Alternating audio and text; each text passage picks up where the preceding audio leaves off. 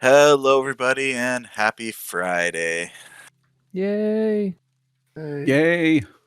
Don't Yay. sound too enthusiastic, guys, We're ready to rock. Welcome back to the Hollowed RPG channel here on Twitch and YouTube.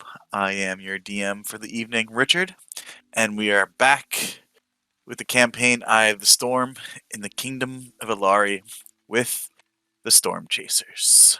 Woo! Would anyone like to do the recap? Randy. See, what can I remember? We discovered that Denal, the albino elf, is the twin brother of Saerin. And apparently they got thrown out of the Underdark by the other Dark Elves, and they want to take revenge on them. And they've trained under somebody named Enix, and they were sent out to infiltrate the Conclave and, I guess, Nestle Rock. Mm-hmm. We picked up a weird rock from Gian's Grove and put it in the bag of holding. What else did we do? Went to Nestle Rock. And then eventually Where it we went all to Nestle started. Rock. Yep, back where it all began. That's, pretty much. You can go ahead and take DM inspiration, Fenwick, for the recap.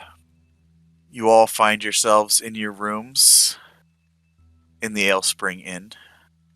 And I believe, what were the sleeping arrangements? Fenwick and Hal? No. Yeah. I think so. And Cor and Belladin. Yep, with Archie taking watch. Yep. And you all drift off to sleep. If I get a perception check from Archie, please. Oh, I do though. Water breathing. All right, 14. Not too bad. So you all find sleep coming to you in the time you guys have slept in a comfortable bed in probably over a week. A while for sure. Yeah, since you were in Sagad. It's been some rough sleeping heading into the Emerald Pine Forest and then eventually all the way over to the Sentinel Forest and the Sacred Grove of Gian. But eventually sleep does take you, or in some cases your meditative state for Core. As Core, you sit cross-legged. And as you find yourself heading deeper into your meditations, Core, in your trance, your mind drifting as it normally does, a scene starts to take forefront in your mind. Something unusual for you. A scene not from your training or what you're used to, but one familiar, almost. You find yourself in a forest. Not the Sentinel Forest, but one eerily familiar. And a campfire. Next to you is a young male elf, dressed in leathers, a bow at his back. And to your left, another male elf, dressed in fine vestiges. And across from all three of you, a young adolescent elf sleeps soundly, like nothing can rouse him. And you hear a voice coming from yourself, but not your own. Damn it, Finale. I know what the goddess said, but we just got him back. I know, brother, I know. But what else can we do? Those damn drow. Their foul sorceries. You know what they weakened. You can't be thinking of going along with this, Halgalos. I don't know what to think, brother. And your vision fades back again into blackness.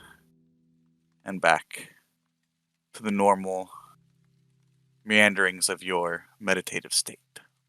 And with that, you all get a long rest as morning comes. Well, actually, 4 hours from now, Core, you would get your long rest. Is there anything you would like to do in the meantime before the others awaken? I mean, ponder why I'm dreaming like I'm some random. What the heck? Okay. Vanali and Halgalis? Yes. Okay. All right. Core doesn't speak to people and he doesn't know this place, so he can't go outside and wander, but he will he will move from his position at the door and probably stare out a window if the window is available. Yeah, there's a window. It's closed to kind of, ward off the chill night air so far up Yes. north here in the White I'm- Tiger Mountains. But I'm not that evil. I'm not just gonna throw the window open for Belladin, even though I have nice furs now. Keep me cold or keep me warm in the cold. you can go ahead. And so you stare off into the dark night. It is pretty dark out. There's no, this is a small village. So there's not like there's lit, torches covering all the roads. If someone wants to walk, they'd bring a torch with them. So it is quite dark out. So past your 60 feet of dark vision, you don't see much. But probably more staring up into the night sky, just trying to figure out what the heck that might have meant. Can't ask Belladin because he's sleeping. So 4 hours by myself. Yep. As you ponder the meaning of these strange visions that you've had now a few times, morning light eventually comes, and the rest of your party finds themselves awakening.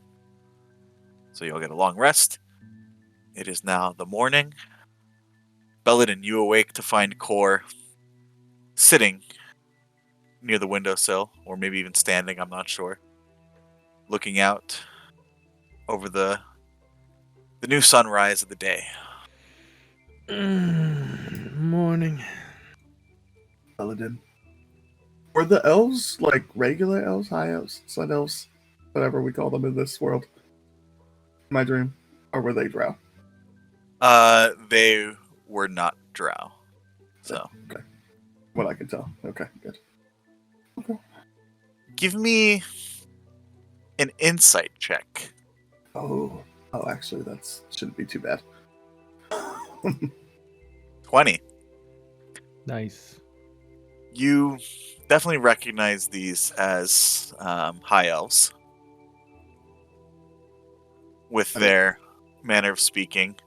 With the 20, I guess I did say insight. So, like I said, there's something familiar about the faces of both elves that you saw in your dream. As I said, you were in this vision as someone else, right? And you hear this voice speaking from your body, which was not your body, So it's like almost you were like residing in the consciousness of this person. Just explain to Belladin. Oh, I dreamt of elves that were me, but not me, in a forest that was home, but not my home. Does that make more sense to you? Not really. That could be anyone, anywhere. Well, elves, anywhere. Anyone, anywhere. What was unique about them? Do you normally dream of elves? I mean, elves that I know in the Right. Sentinel Forest. Well, it doesn't They seem spoke like of you know drow? them. Drow? Oh. I don't know. Too much thinking for me. Well, what? Wait. Do you normally dream? Normally it's just more meditation, going through things that I know, Right. being one with the elements, being one with myself. Uh-huh. This is different. I mean, I can project myself. I mean, my training allows me to project myself outside of my physical body, but this was involuntary and into someone else's body. Strange. Huh. Okay. I was Halgalus in that scenario. No, the one of them that you turned to was Halgalas. And so I wasn't Vanali either. I just said two names. Yeah. Yep. Okay. You can roll me a history check if you'd like. Yes, that should be much worse than the insight check. Let's see. You rolled a 12, man. And then Oh, you rolled no. a 4. Yeah, they're not. Those names aren't ringing any bells. Am I familiar with either of those names? You can roll me a history check as well. I rolled an 8. You are not familiar. Strange. No point worrying over it. There's enough threats here to figure out we have a house to search, I think. That's what Hal said. Yeah, people to meet, I believe, or oh yeah, the leader of this village who's away. I Village. don't always understand what work Hal's camp. saying. Right. So we're going to the leader's house. I believe so. Lead on. All right. I lead Cor outside, and I guess we see if Hal and Fenwick are awake. Hal and Fenwick, you both awaken around the same time. Is there anything you would like to do? Oh man, Fenwick. Being this far north, smelling the fresh air, but sleeping in a real bed, something I could get used to. Hmm.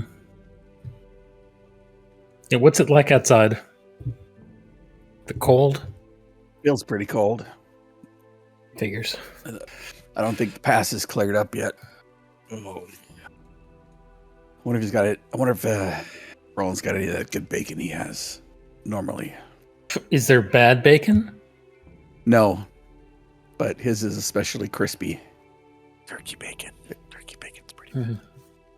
Unless he wants, unless you want that stuff that's really chewy. Definitionally, turkey bacon is not bacon. It is the wrong animal type. So we'll gather our things and head out to the common room. Hopefully grab some food. I was wondering last night if Sir Giles was even still alive, and I realized I can send him a message. Nice. So I send him a message using my ring. Just tell him, Sir Giles, Saren isn't who you think he is, and he's probably working against you. So take care.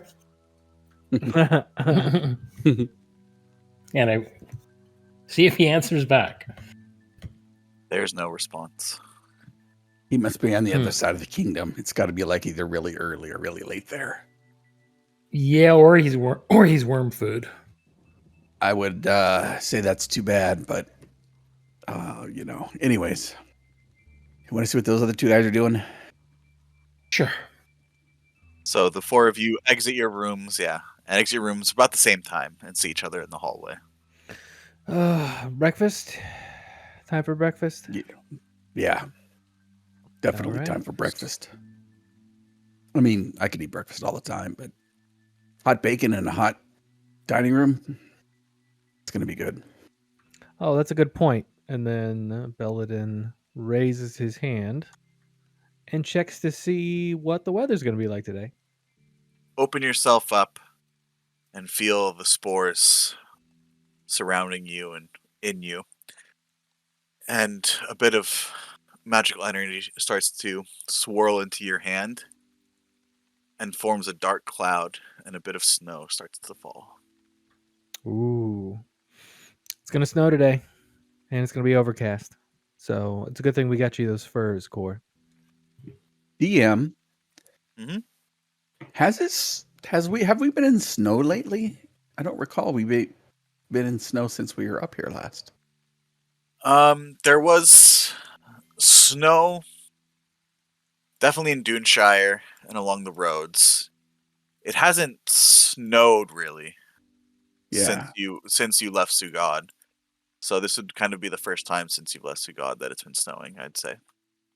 It does snow in the Sentinel Forest and all that, though, right? Like, I'm pretty far north. The Emerald Pine Forest where you came from Mhm. wasn't snowing actively, but there was still snow left on the ground, right? There was still snowfall. It's still far enough into winter where it hasn't melted yet, right? Yeah. The Sentinel Forest was actually pretty moderate in temperature. No signs of snow. Okay. But so growing up in the monastery, I didn't know what snow was. Oh no, the mountains get snow. Okay. Yes, I'm All talking right. about the Sentinel Forest itself. Just the forest itself. Okay, cool. Well, I'm not surprised by water from sky. Good. No, I love how just sheltered your character is. I mean, I learned to punch good. Hey, it's a good skill to have. Morning. Good morning. I see you're all early risers. Roland. Oh, my Please father's tell me. not up yet. Oh, is he? Oh, he was up late. Yes, I've been getting breakfast ready. I was expecting you all would be hungry. I hope you're all hungry. And Please, she flashes a smile towards Core. Mhm. please tell us you have some of that bacon that he makes. Like even yesterday's bacon warmed up. Oh, come now for the heroes of Nestle Rock, fresh bacon. I mean, it's still pretty early. I mean, so you can take any table you'd like, and I'll bring out some bacon. We have some fresh loaves baking as well. Is there anything else you all would like? Is that snow? Is it snowing out there? Yeah, I've old Rida said that she felt it in her knees that it would snow today. So she's usually right. I was gonna drop his gear on the floor by the table and kind of briskly walk outside and just put his head to the snow and let it fall upon his face and body and open his mouth and stick out his tongue and catch some of the snowdrops. All right, it's still pretty early, so the sun hasn't warmed up, and it doesn't look like it's gonna be much sun today anyway. But it is pretty cold, but you find that welcoming. While I'm taking in the snowflakes and look about the horizon, not that I can see anything because it's snowing, but see if there's any large snowfowl or large bird. Give me a perception check. 7. I'm going to use luck. Okay. 17. 17. Wow. Much better. You peek out and you look and you see something, and your heart skips a beat for a moment as you see wings. And then you look closer and you see the brown's wingspan of a brown owl flying off into the distance. I'll kind of give him a little salute with my finger as I head back into the room with the rest of the group. Yep. And as Hal Not- rushes not- off, Not the middle finger salute, kind of the 2-finger salute off his brow. mm, Like, he you know, sees do you give him well. the finger and he flies back and just gives you a present. No, just kidding. Roll Roll for initiative. Yeah. Yeah. But yeah, as Hal rushes out, Ravina, Roland's daughter. That's her name now, because I can't remember what I said last time. But, oh, he didn't bring any coat or... Oh, he's from the north. He'll be Oh. fine. I see. Probably not even cold to him yet. Well, I mean, I've lived up here all my life, and I still get cold. So, is there anything else I can get for all of you? Nope, good. I'm good. Whatever you normally bring, we don't need anything special. I mean, other than the bacon. Of course, of course. Well, if you need anything at all, just let me know. And she smiles towards Core once more, and Or it's just Shyly, and reflecting whatever she's doing. So she keeps smiling. He smiles when he sees her because that's apparently what we're supposed to do. and her smile grows even bigger as Core smiles back at her. Even bigger. She goes off into the kitchen to start finishing off getting breakfast ready. After that exchange, Hal, you come back in and find your friends seated at the table, waiting for breakfast. Would I have noticed that little interchange with my insight? Your passive, yeah. Okay, sorry. Go ahead. Can you believe it's snowing? I haven't seen snowfall in months. Been in that. I mean, if it's not hills or swamps or underground layers or gigantic trees, I mean, feels kind of good. It really feels kind of good. Do you think they have some like iced tea or iced coffee or something? I need something to warm me up. Feels good. You can ask Ravina when she comes back. Yeah. Okay. And No. thank you for verifying that my magic still works, because I did say it was going to snow today in the hallway when we were coming up. Yeah. It's already started.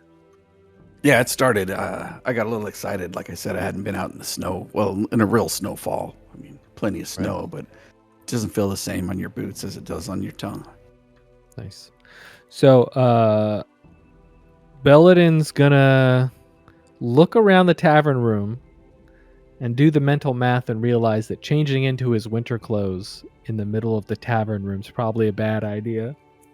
Mhm. And walk back to his room and change into his winter clothes. Okay. Or has not let go of the fur he was given since it was given to him.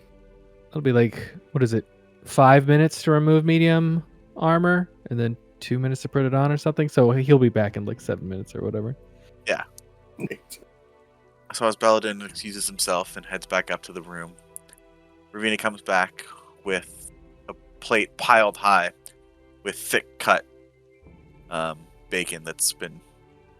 It's crisp, like super crispy, like just at the point of like a little bit longer, it was probably be burned. Nice. It's like just taken off in time, and a big loaf of bread, hard, like thick, crusty bread, and a plate of cheese as well. I could make you some eggs if you'd like. Oh, that sounds great. Bacon, cheese, and egg sandwich. Yeah. Yeah, I'm not going to say no. Sure. Smiles and nods. Let me be back. I'll just head out to gather them.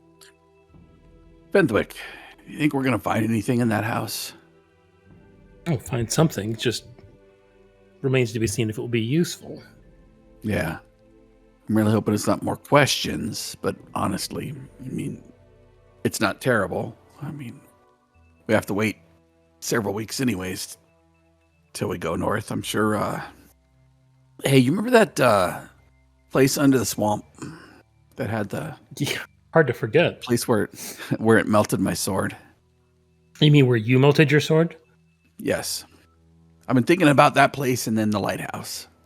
I mean, that beholder almost took you out. You had some pretty fancy moves there to get away from it, but I think it caught us by surprise, and that was a long time ago. We've learned a lot since then. I mean, it had true silver weapons. You ever think about going back there or taking a trip here into the mines and going to where we found that armor? Well, you know, that armor is still down there. Can you do those fire spells now? Remember, like you read the scroll and it, like sucked into the whatever that bowl on a pedestal was. Yeah, can do some fire stuff. Still not my forte. Yeah. But we didn't need that just to get down into the mine. No, you're right. That was someplace completely alien to me, but I mean, you know, the Nightingale probably likes a comfortable life and want to make sure they're comfortable when we head north, and it's going to take us a little bit of money to hire maybe a covered cart and horses. Don't really work on the tundra, though. I hope she knows how to ride. Oh, she's coming with, huh? I mean, eventually when we go north, I imagine. Yeah, she might be safer in Dunshire. Poppy's always been pretty responsible, regardless of what she might have told us. Yeah. Fenwick raises an eyebrow at hearing Poppy described as sensible. Yep. And Al's gonna go to town on some of the bacon and wait for the eggs. He's just like, oh, And after the pile of bacon, noticeably lower than when it first started, but still a good amount, Ravina comes back with a plate of about probably about like 8 fried eggs. Looked like they were probably fried in the bacon fat. Oh man, I hope she brings you guys yours.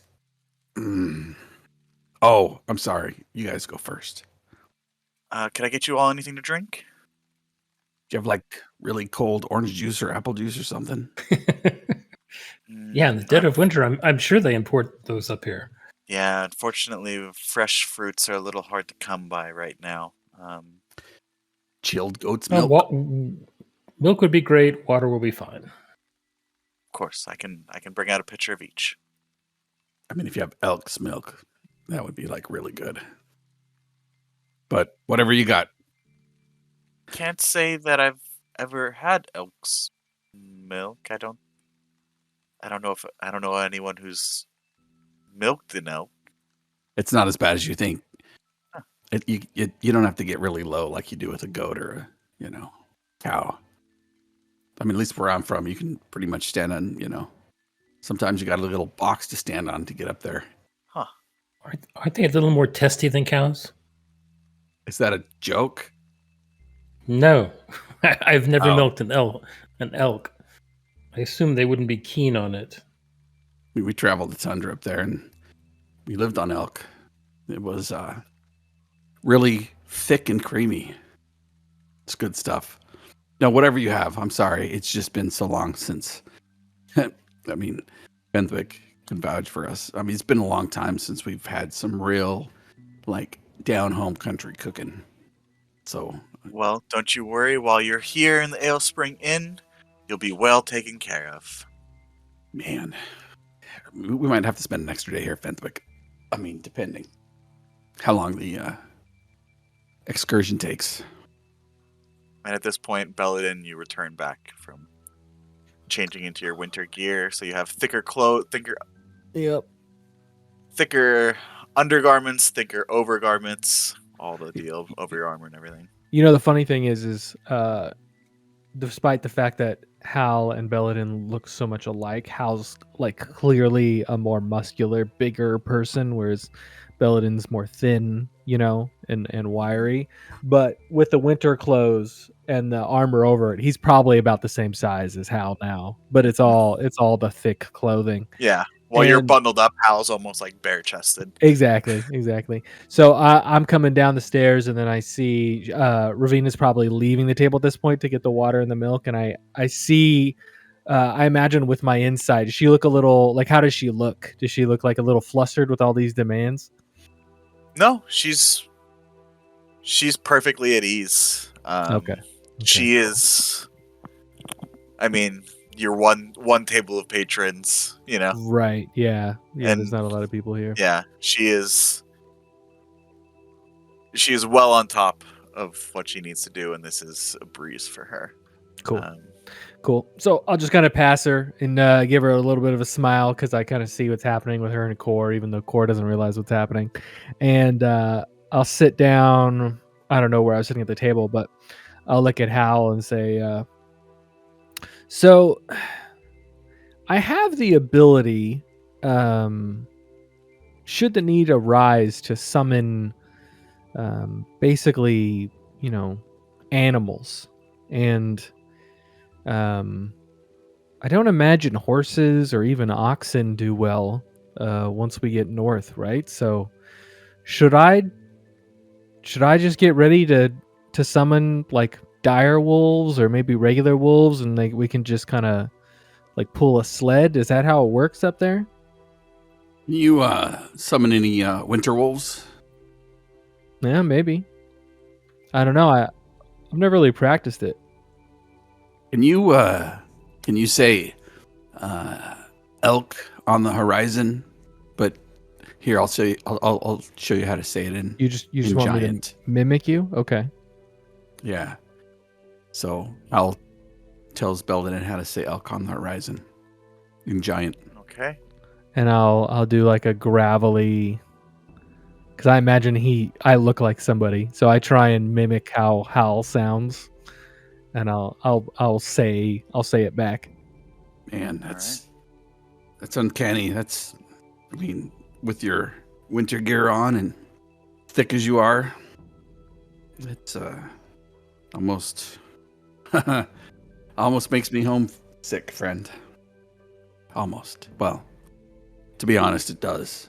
So, Well, I mean we're close, but in a few weeks we'll be up there, or I don't know, more than a few weeks. Yeah, I don't know. It'd be kind of fun to summon some aminals. I mean, at the very least, especially on the tundra, if you get, eagle or something, and it just goes up there and trails us.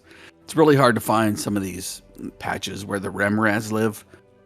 They burrow underground, and my uncle used to kind of do what you did. So when we were out in the area, he'd summon some of these birds to lookout, but he could talk to him. I mean, I've seen you talk to animals too, but I don't know. It was kind of weird. So when we were out doing any hunting, following the elk, he would have these birds flying about, and they would be looking around, and you could always see the bluish of the ice where they used to just burrow underneath and lead us away from them. Or, if we were gonna have to stay overnight out on the tundra, we would actually go towards the Remoraz. And I was pretty young, so most of the experienced hunters would take them down and capture their blood and kind of put it in these little metal pots, and then we would use it, dig a bit of a hole and inverse igloo, I guess, and put these in strategic places in it. Helped keep us warm through the night. Pretty impressive. Good to know. Anyway, sorry about that. No. It's good to know. It's good to know. And I look at Fenwick. I don't know if you can summon anything, but I think I could summon maybe like a couple dire wolves, a lot of wolves. I can definitely summon a lot of wolves. I don't know how they do north of the pass. I can't summon a winter wolf for some reason. I could just feel it. Apparently, if you can summon an elk, we can have some pretty kicking milk with our breakfast. Yeah, he's right. I don't know if the elk I summon is a real elk or just kind of like nature fae magic. Could you milk a fae? That feels weird. You could certainly try. See if I succeed in that check. What could go wrong milking a fae? Nothing. Yeah, they're 1/4. I could get 8 elk. I mean, I wonder if we could ride the elk as we do the horses. That'd be cool. I'm sorry. I Now mean- you have to summon 8 elk, get a sleigh, and cast fly on them, Belladin. I don't think I have fly. Someone has to cast fly. I know someone has to get fly now. Belladin's new quest now is to become this world Santa Claus. Sorry, that's your only option now. I mean, what do you mean Belladin? That's just Jordan's goal in every D&D game. Oh, I think I'm full. This is I'm not really full, but I don't want to eat rolling out of house and home. So, And you guys have cleared the plates clean. Well, leave a good tip. And around this time, you see Roland coming out from the back. It's a large, there's large quarters in the back where the family probably sleeps and everything. Friends, I see you're all up.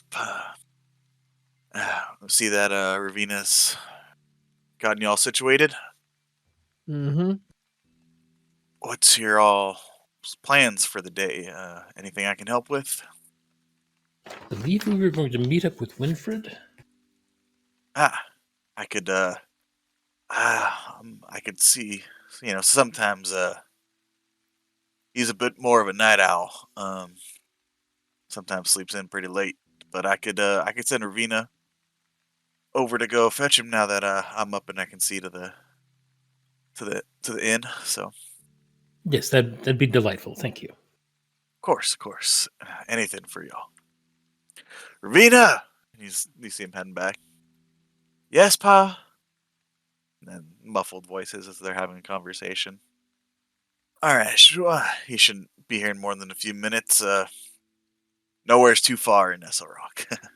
Belladin, you think we should? You think we should escort her to Winfred's just to be safe? I mean, things happen around us a lot. I think it's a good idea to just all go together. All of us, or just want to send one of us? Well, if we all go together, there's not much point in sending Ravina. That's true. Core, you should. No, I'm just kidding.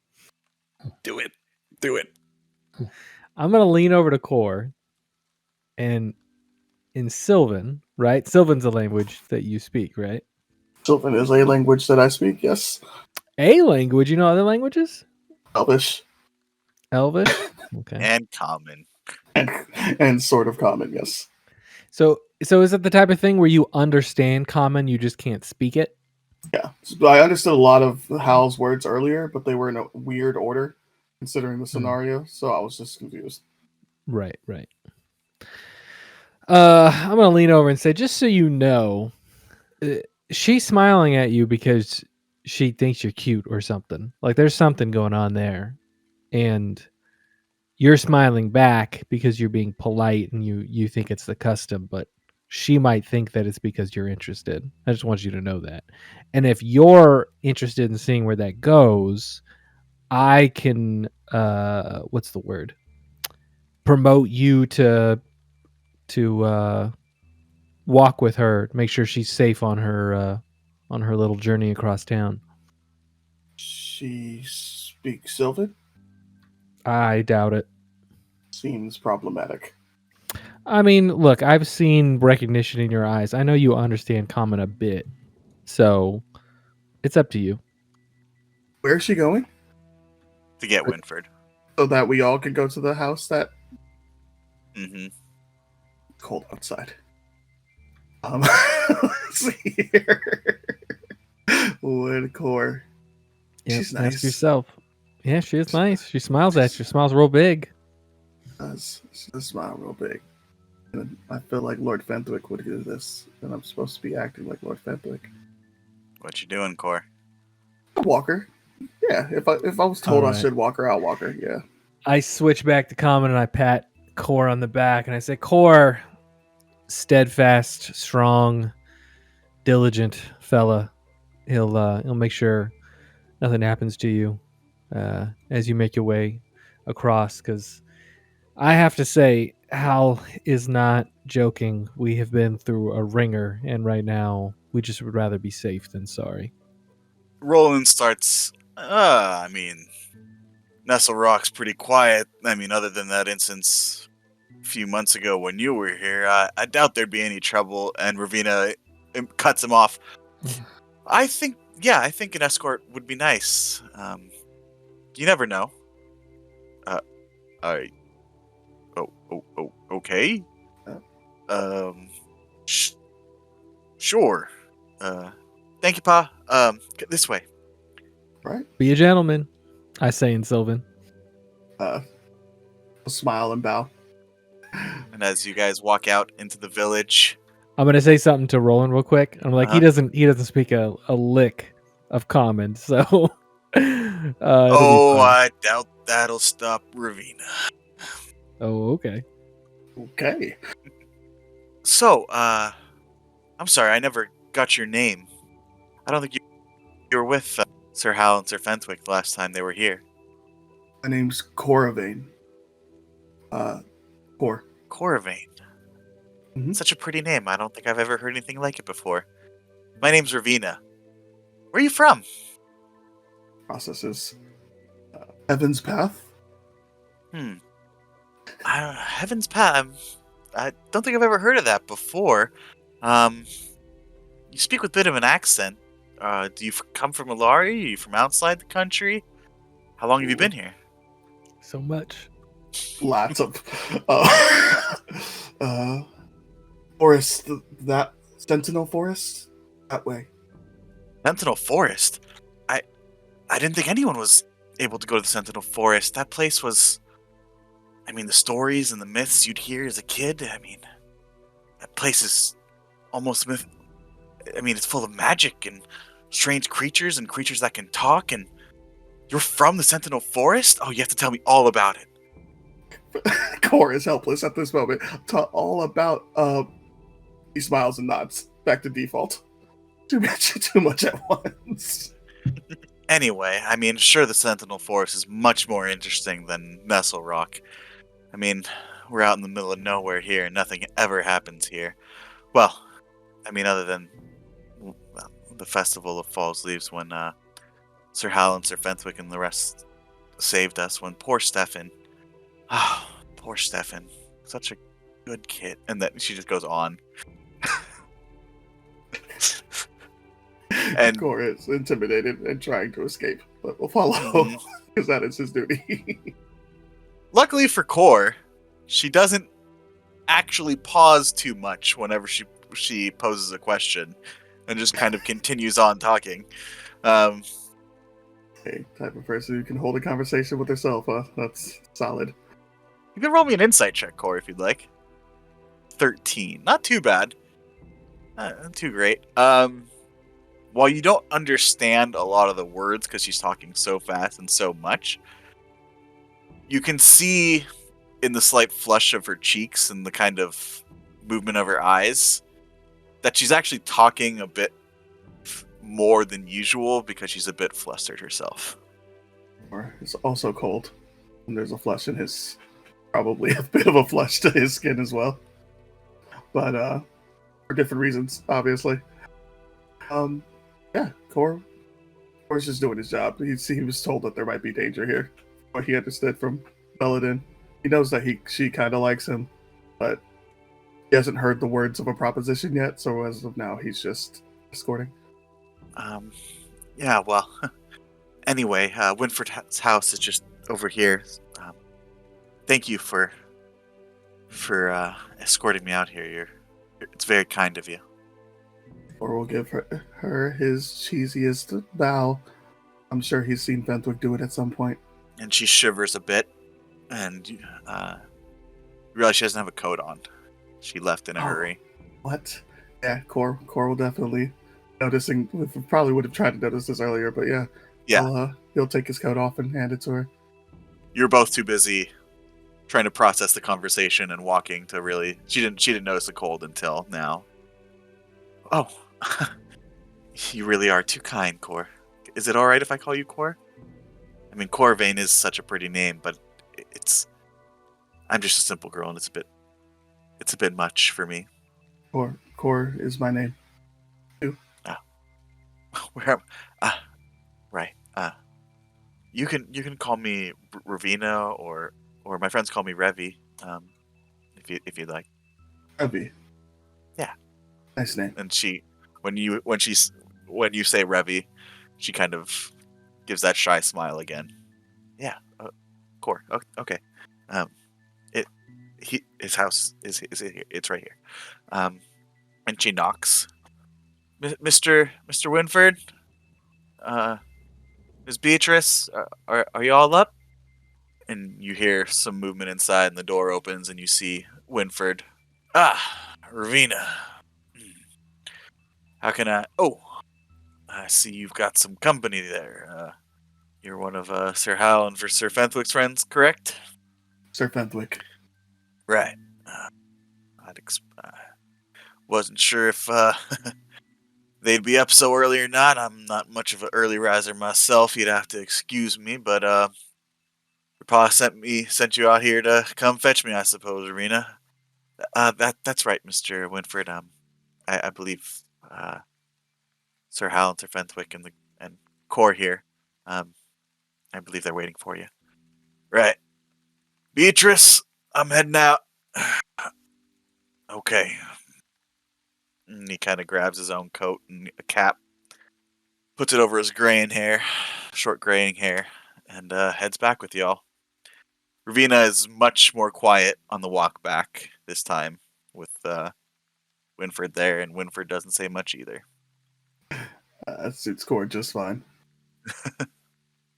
I mean, yeah, there's some few questions of how the hen's doing, this morning. None go missing. How's the stocks, all that kind of thing, and just simple talk and simple questions to pass the time in the few minutes it takes you to get back.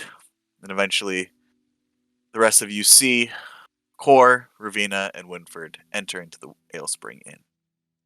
Well, morning, y'all. My apologies.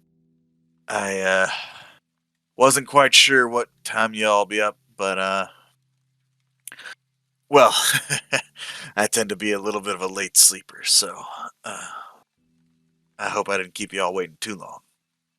No, you're good. We just like to get up early in the morning.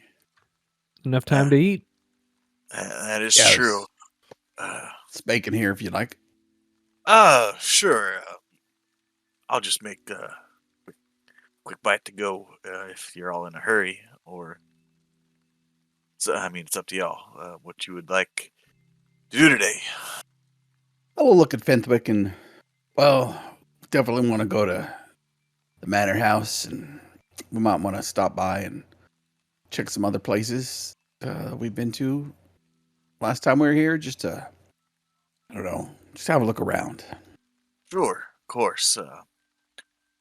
I can definitely help you along with all that, and don't worry. I talked to the others last night and made sure that your presence here in the village would not be widespread unless y'all mean it to be. But I mean, if we're gonna be wandering around the village today, I mean, there's not much I can do if everyone sees us walking about. So eventually, word will get out that y'all are here. As long as they don't know we're heading up to the manor house, I think that'd be all right. Yeah, I mean, we could do that right now if you'd like. So that way we can get not clue anyone off that we might be coming. Lead the way. Right. If Ravina got a bit of bread, I can put this bacon in between. Oh, of course, Mr. Winford. Let me grab that for you. She heads to the back and comes out with a piece of ripped off bread and hands it to Winford, and he shoves the bacon inside. And, all right, well, I'm good to go. I guess.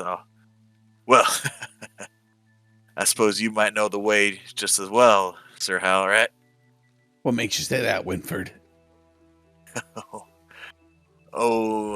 There was Sir Giles made quite a fuss about the outsiders and their intrusiveness and lack of propriety after y'all left. I don't know what he's talking about, Fenwick. Yeah. Anyways, I'll let you lead the way. Sure, it's well, I was gonna say y'all passed it, but you all didn't come up the road. You came came from the west, from the hills, but yeah, it's just down the road here. Wanted a big enough piece of land to build this gaudy house, so. But he walks you down the main road. You guys head down the main road, and eventually get closer to the main manor itself. And Hal, you remember, Sir Fenwick as well. I'm saying Sir Fenwick now. Fenwick remembers as well. This is a large, newly built manor house, kind of along the edge of town, that had a kind of warehouse building attached to it, and right along the road, and the road leads to the mine itself eventually. But it's a simple kind of, I mean, it's definitely much more elaborate and much larger than any of the houses in the rest of the village, but it's not some crazy mansion, right? It's frontier elegance, right? So simple square building, 2 stories, large gate around it. Sir Giles took his guard with him when he went down. Just left the servants in charge of the household. I mean, figured nothing really is gonna happen up here in Nestle Rock anyway, so we don't have to worry about the guards at least. And he kind of gives a wink over to you, Hal. Well, that's pretty good. I bet they saw spots for a while. I'll let Fenwick, I'll let you do the honors this time. Yeah, sure. Just go up to the front door. Right, so we go to the gate first. You know, it's still closed, but there is a bell that can be rung, and Winford goes and grabs it and gives it a ring. And after a few minutes, you see an elderly human female dressed in a servant's outfit open the front door, close it behind her, walk along the path to the gate. Mr. Winford, what can I do for you today, sir? Sally. Right. Well, you remember the business with Sir Giles, and well, these men, they're here to help, and hopefully try to ascertain possibly what's happened to Sir Giles. I've commissioned them on official mine business to investigate the matter. So they'll be needing to get in and having a look around. Um, I I'm not sure if I'm allowed to, Mr. Winfred, sir. I'm sorry, miss. This is the Duke's work, and I'll produce my writ for Chilwyn Pass and just show the Duke's stamp. It's a business on behalf of the Duke. You don't have any choice. Make a persuasion check with advantage. 13. She looks at the seal for a moment and then looks towards Winfred. I told you it's official mine business, and you know the Duke owns the mine. Don't worry, Sally. I will take full responsibility if anything happens or Sir Giles says anything. All right. One moment, and she takes a ring of keys from her hip and opens the front gate. Please come in. After you, Sir Fenwick. I'll stride right in like I own the place. All right.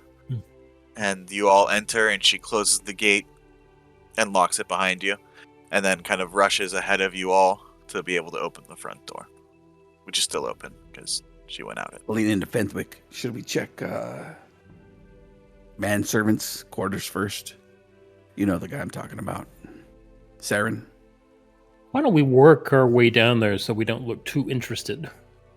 That's why you're in charge. Please, come in. Right. Now, like I said, Sally, these men are on official business and are helping to investigate and hopefully help Sir Giles, seeing as how he's been missing. I said they'll be needing to take a look around. Would you like me all to go with you, or I can Sure, stay why here not? if you'd like? No, why don't you come with us? It's good to All have right. a familiar face around. All right. Sally, if you'd be so kind to lead these fine folk wherever they might ask. Of course, Mr. Winfred. And you guys enter and it's a large kind of entrance hall in the beginning with kind of a dual staircase right in front leading to the upper floors, and an opening to the immediate right, which has a sitting room, and then a hallway going towards the back right, and then a door heading to the left, and then a door in the center, kind of in the center of the staircases. Fenwick, I got a question. Yes. You're a traveled and learned man. Do you call this area the foyer or the foyer? I usually say foyer. Okay. Thank you. Some people from a little southern part where I'm from call it foyer, so just curious. I didn't even know that this room had a name. I would call it a room. That room you use to get to the other rooms. Mm-hmm. Oh, I thought that was a Well- hallway. I thought that was a hallway. After you, Sir Fenwick. So what do you say? Start at the bottom, work our way up? We'll start at the bottom, and then we'll get back here. Boo. What you want to start at the top and work your way down? No, I think start at the bottom and then get back here. Okay. I guess I'll go to whatever the first room on our left. So you enter the door to your left, and you are pretty much in a short hallway with a door straight ahead, and the doors to your left and right. Okay, I'm going to say door to our left. All right. These are the servants' quarters, sir. And she opens the door, and it's longer. You kind of enter immediately, and it's a long hallway with a row of doors on either side. These are the servants' quarters, sir. Most of the household went with Sir Giles. There are a few of us here just to maintain the house while he's away. Guess just start going room to room. Okay. Of course. And none of these doors have locks on them. and you just open them up, and they're simple rooms: bed, small table, chair, chest in front, small chest at the foot of the bed to hold belongings, maybe a mirror and some. And you immediately see that the different servants of the house have tried to kind of personalize their space as much as possible. Small mementos of home, different small pieces of there might be a potted plant in some. And go ahead and make me an investigation check. Some dying basil. Dying basil in another. It's in the corner room where the sun doesn't really come through the window much, so. And I will give myself guidance too, which is good. With that roll, I need it. All right. 14. You're going through, and there are a few other servants here. A elderly male and another young woman, all human. Excuse me. And then I'm Frederick. This is they're on official business of the Duke, looking further into the matter of Sir Giles. Of course, sirs. Of course. My apologies. Please. And he steps out of his room. But you go through the servants' quarters, and nothing really catches your eye. You don't see anything out of place or any kind of clue that you might be looking for here. Yeah, I'll exit the room. And didn't really think that went through. That was rather awkward. Didn't really mean to paw through all their stuff. Is there anywhere else you'd like to go next, sirs? So we've done this hallway then? I guess we can go on to the other side of the house, or... So yeah, there was this doorway led to the front left section of the house, which is the serving quarters, right? Bottom. And then you had the other side, which you saw two other doors from when you went to the left door. Oh, well, let's go through those doors then. Easily enough, the first door leads to kind of the latrine for the servants. And Cal, And, you're on this. If you guys would like to search there. No. And he turned back around and go back out. I don't know how you guys can do this stuff here. Like, I mean, from where I'm from, we just go out into the wide open, right? Man, it just... Fenwick, I can never get used to this. It stays there. The smell just sits there. Anyways, where to next? Guess there's one more door. Yeah, one more door, and it opens up into a large room. It's the kitchens. Most of the area is unused. You do see another elderly woman there over kind of a pot on one of the smaller cooking fires. Excuse, we were just cooking ourselves our meals for the day. These are the Duke's men. Don't mind us. Do you cook for everybody? Me? It's okay. It's okay. They're here to help Sir Giles. And the kind of plump elderly woman who was cooking. No. I mean, we all take turns cooking for ourselves. Cedric usually does. I mean, we help Cedric, of course, with the meals for Sir Giles and family, but he was the main chef. Is Cedric here? Or did he go with Sir Giles? No, he was.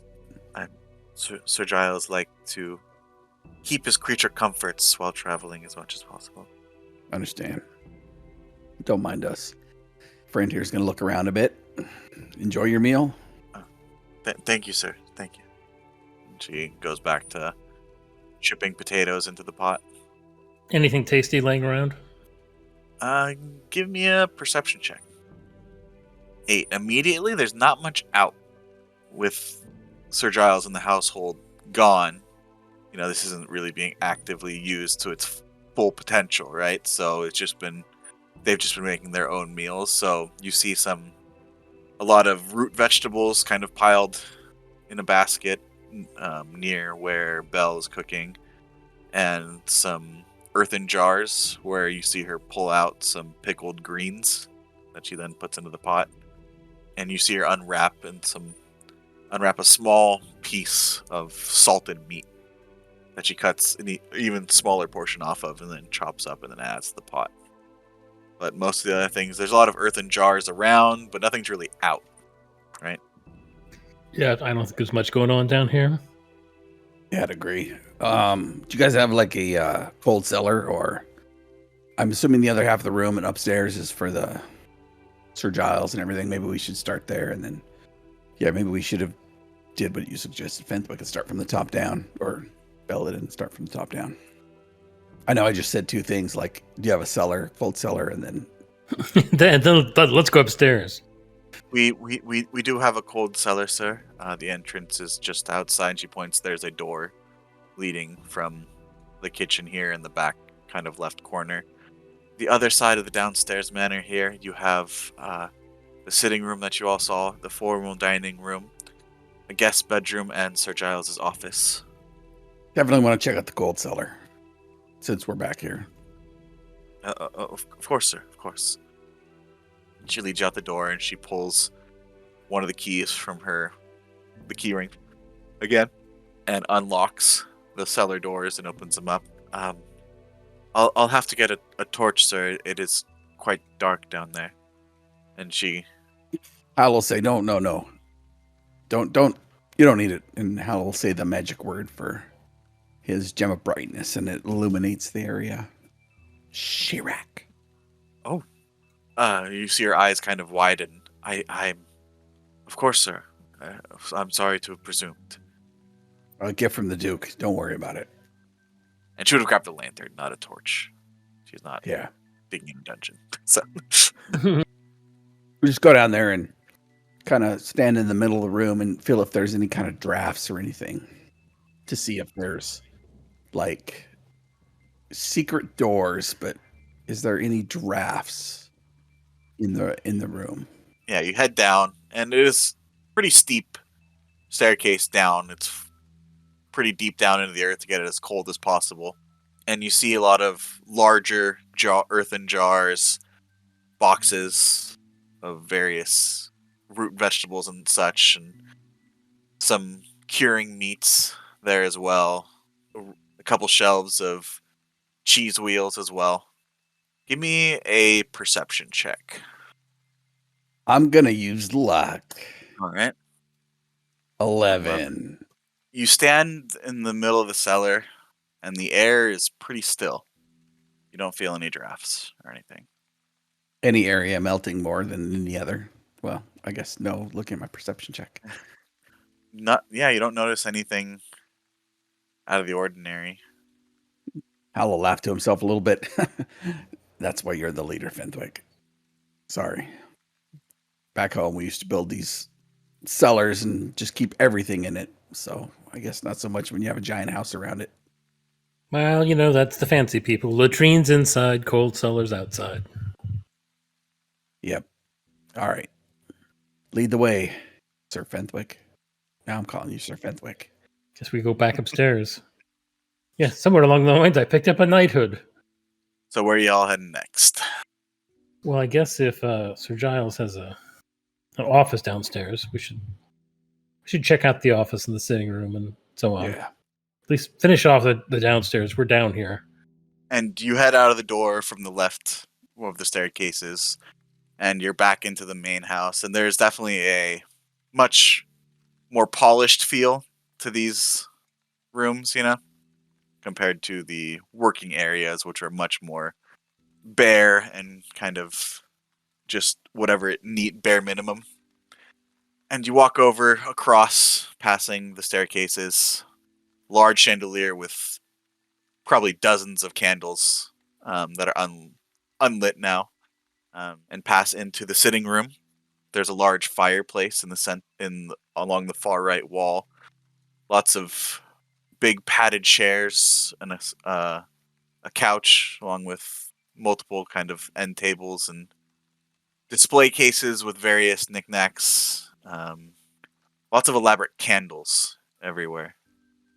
And to Is the there right, anything that? Sorry. oh, go ahead. You guys can ask questions as much as you'd like. Is there anything that stands out to me that I might recognize amongst all the knickknacks and things hanging on the wall, etc.?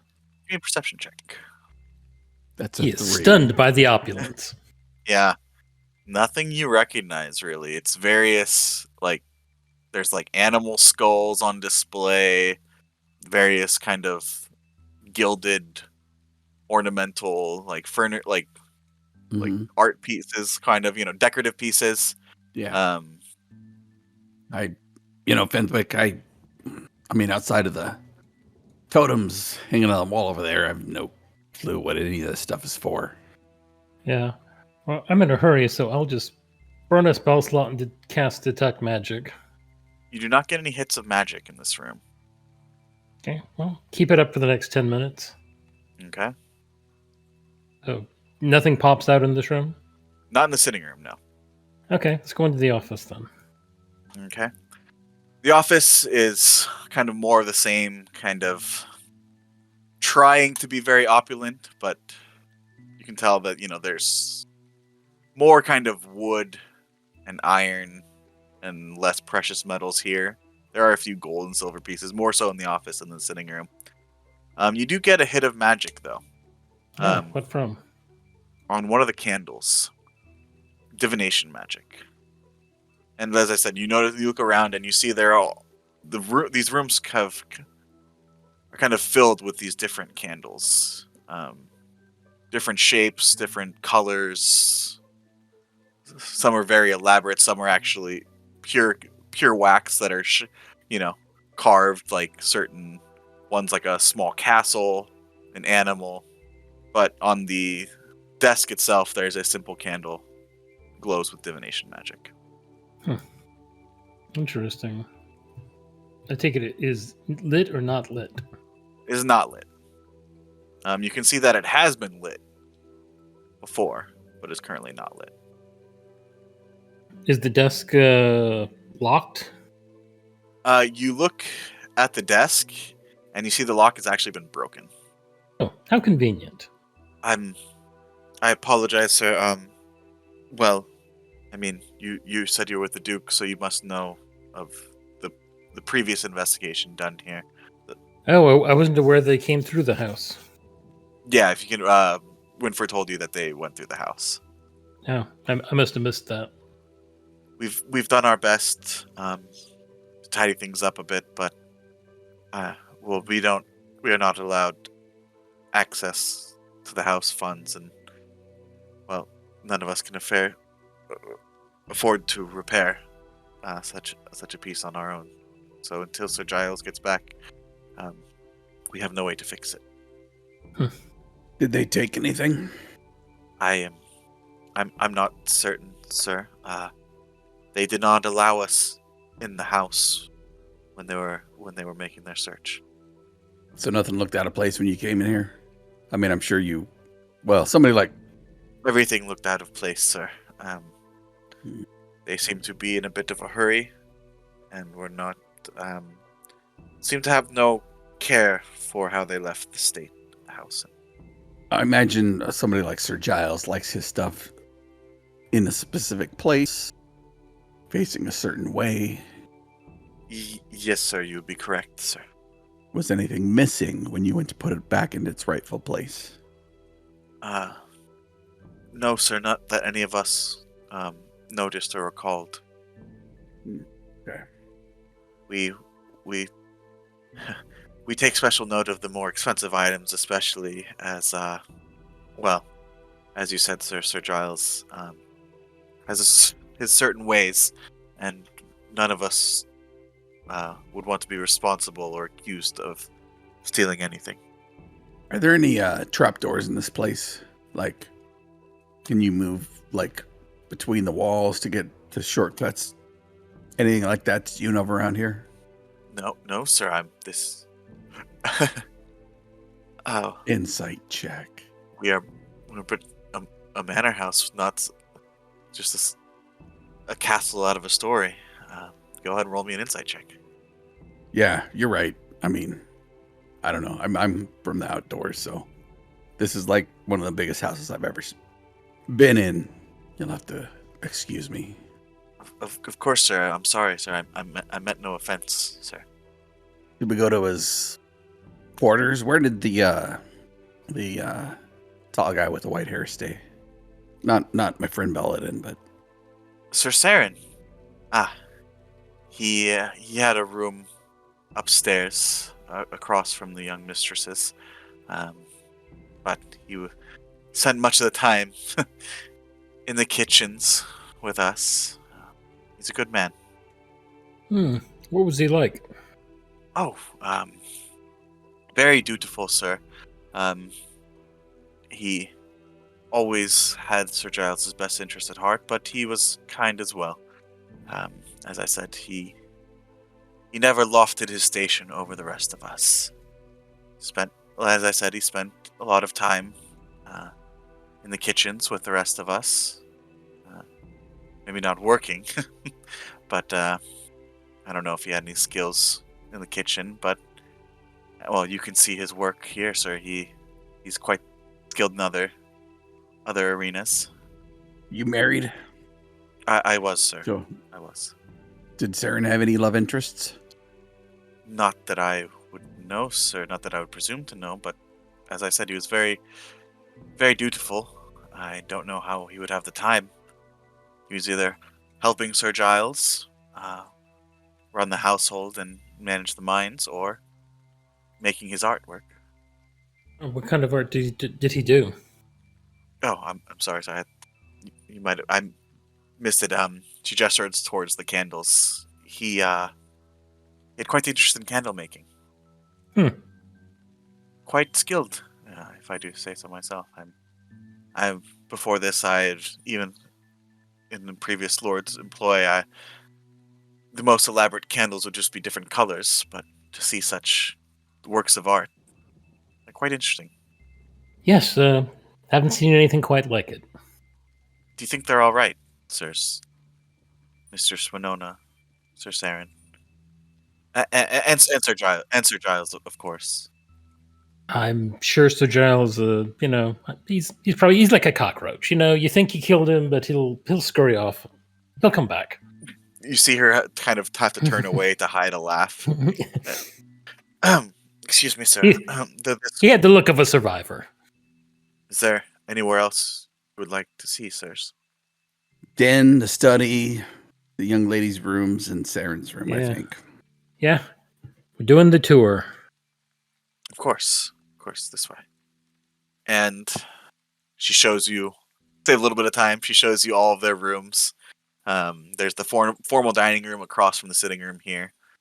You go upstairs, and to the right is another smaller office and library, which kind of looks more like a general kind of working room. And then the master bedroom. And then to the left are two bedrooms. One that you can see is clearly of a young lady, and another smaller than the others upstairs, but still bigger than the rooms downstairs, is Saren's room. See anything with your eyesight there, Fenwick? Yeah, it's been more than 10 minutes. I would say depends on the order you guys search the rooms in. So If so, I'll just recast it. So okay, yeah. So you search through, and you'd have to probably recast it to get all the rest of the rooms in the house. But you get more divination magic off candles in the master bedroom, the library, and Winona's room. And you enter Saren's quarters, and you don't get any glows. I'm going to start moving around furniture, checking underneath it. Belladin, here. It's like, here. And I'm lifting up the bed, the desk, and everything. Yeah, there's a writing desk, a small chair at the window with an end table, a bed, a wardrobe. It's pretty spare. Well, I'm going to go back and grab one of those candles then. Okay. And then I suppose I will sit down in Saren's office with it and spend 10 minutes casting Identify on it. Okay. Why am I blanking on the word right now? It is a candle of scrying. Pretty much when this candle is lit, the person who enchanted the item can see what's going on in the room as if with a scry spell. Pretty crafty. Fenwick, give me an investigation check. Rolling like crap. Mm-hmm. And you're racking your brain trying to think of some clue, but you can't think of it. It's just escaping your mind.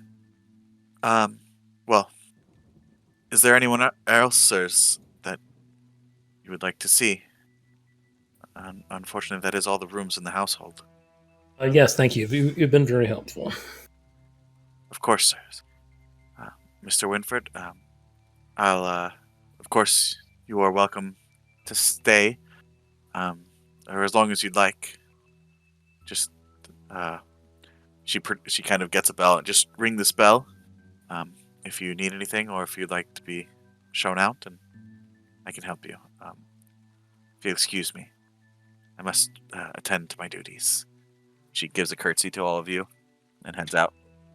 What duties do you think she has, Fenwick? Like, other than like dusting off some of these stuff. She's a housekeeper, housekeeping. Like nobody's here to mess anything up except for her and her. Yeah, but you'd be surprised. Dust never sleeps. Yeah. Tells on the tundra, let me tell you. I mean, I'm sure she's having an easier time of it without the family here, but... Yeah. So did you find anything on those candles?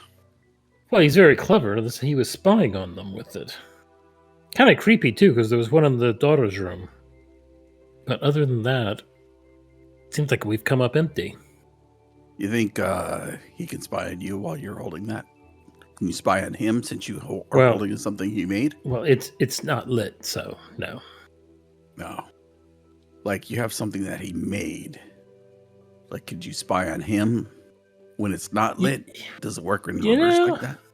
Divination knowledge never really been my bag. Can you do that, Belladin? No, I don't think so.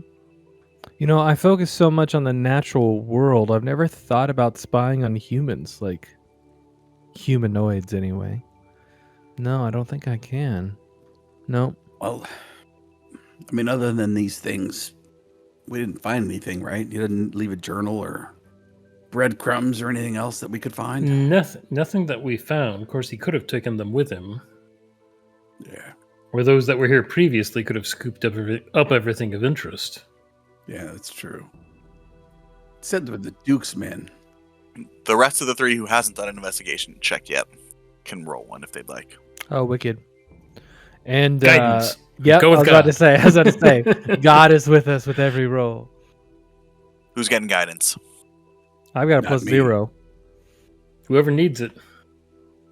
All right, so I guess I'll take it because I don't have a negative. Come on, roll. There we go. Ooh, a 19. 19. Very nice. 13's not bad either. Belladin, as you hear Fenwick and Hal talking about this candle, and you look around, and you see all the various candles laying around, there are lots of them. You look back into Saren's room, and the sparseness of it catches something in your mind. There's nothing in here to make candles with. So as they're having this conversation, Belladin just kind of pokes around with his staff, and then kind of leans over in between Hal and Fenwick and says, "For everything that's in here, where do you think they're made? Because I don't see anything to make candles." Of course, he could have taken his candle making kit with him. Look, Or he has a secret Hmm. laboratory in here somewhere. I'm gonna lean towards Hal on Or this maybe one. it's all. Maybe he just makes excessive earwax. Oh God, it's all No. earwax candles. Oh, gross, gross. Why are they so putty like? No. Smells. Look, even I was on foot, and since meeting all of you, like not really. I took a couple rides on carts for good deeds, helping people out. And let me tell you, even a carriage is not solid enough to make candles on. There's just too much bumping. So I'm leaning towards Hal. I think maybe there's a room that maybe even the servants aren't aware of. So walking around the floor and looking and trying to picture its layout in my mind, is there anywhere that it seems like there might be an unaccounted for space? You can go and give me an investigation check. 19. Better. You look around. You're walking around, and well, this room is on the second floor, so there's not much chance of anything kind of being hidden here. Maybe something like a small kind of alcove to hide something, but not a workshop or anything. And then you think, well, this is the household here, but they're on a pretty big piece of land that's fenced. There might be something outside. And there is the warehouse attached. Not inside the household itself, but right outside. Well, perhaps we should search the other large building. Yeah, agree. After you, Sir Fenwick. It's had a ring to it, Are you gonna be heading out then? Should I call No need to bother them. We can show ourselves out. open the gate as a she did lock the gate, front Well, gate. okay. And he gives the Certainly, we don't want to bust the gate. Sure. bell a ring. Well, Sally, I think we've made a pretty thorough look around the household here, but we might be needing to look at the warehouse across there. Is that right? Y'all, you need to be looking at the warehouse. Mhm. Sure. Anywhere else you'd like to go? It's just this house and the warehouse, right? Yes, sir. There's the household here. The warehouse is not technically on the states. There's the shed and the workshop in the back here. Well, yeah. We want to inspect every building that's here. Of course, sirs. Please. And she leads you back towards the kitchen to the door in the back. You have the shed there, sir, where the grounds equipment is kept, and that's Sir Saren's workshop next to it. Sir Giles built it specifically for him. Well, we definitely want to get in there. Of course, I don't actually have the key to that, sir. Oh, Saerin has the only key? Saerin, I believe, or possibly Sir Giles. I have Saerin was the only one I saw open it. What's the lock made out of, or the door made out of? You look at it; it's a simple wooden kind of shed, with an iron-looking lock. Go ahead and give me a perception check, Hal. 21. You notice around the lock and door itself, there are some scuff marks and some dents and splintered wood. Like looked like someone tried to bust it open, but failed.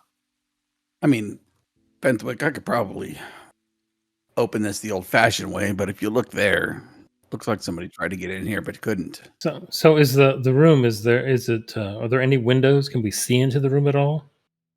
Yeah, there are some small windows, kind of up top. There's not big windows, right? More kind of small to let light in. Probably above your height, Fenwick, unfortunately. How much above my height? How tall are you? Like 3'6"? 3'6". They're probably, I would say, at about 5 feet. Okay. And it's not clear glass, right?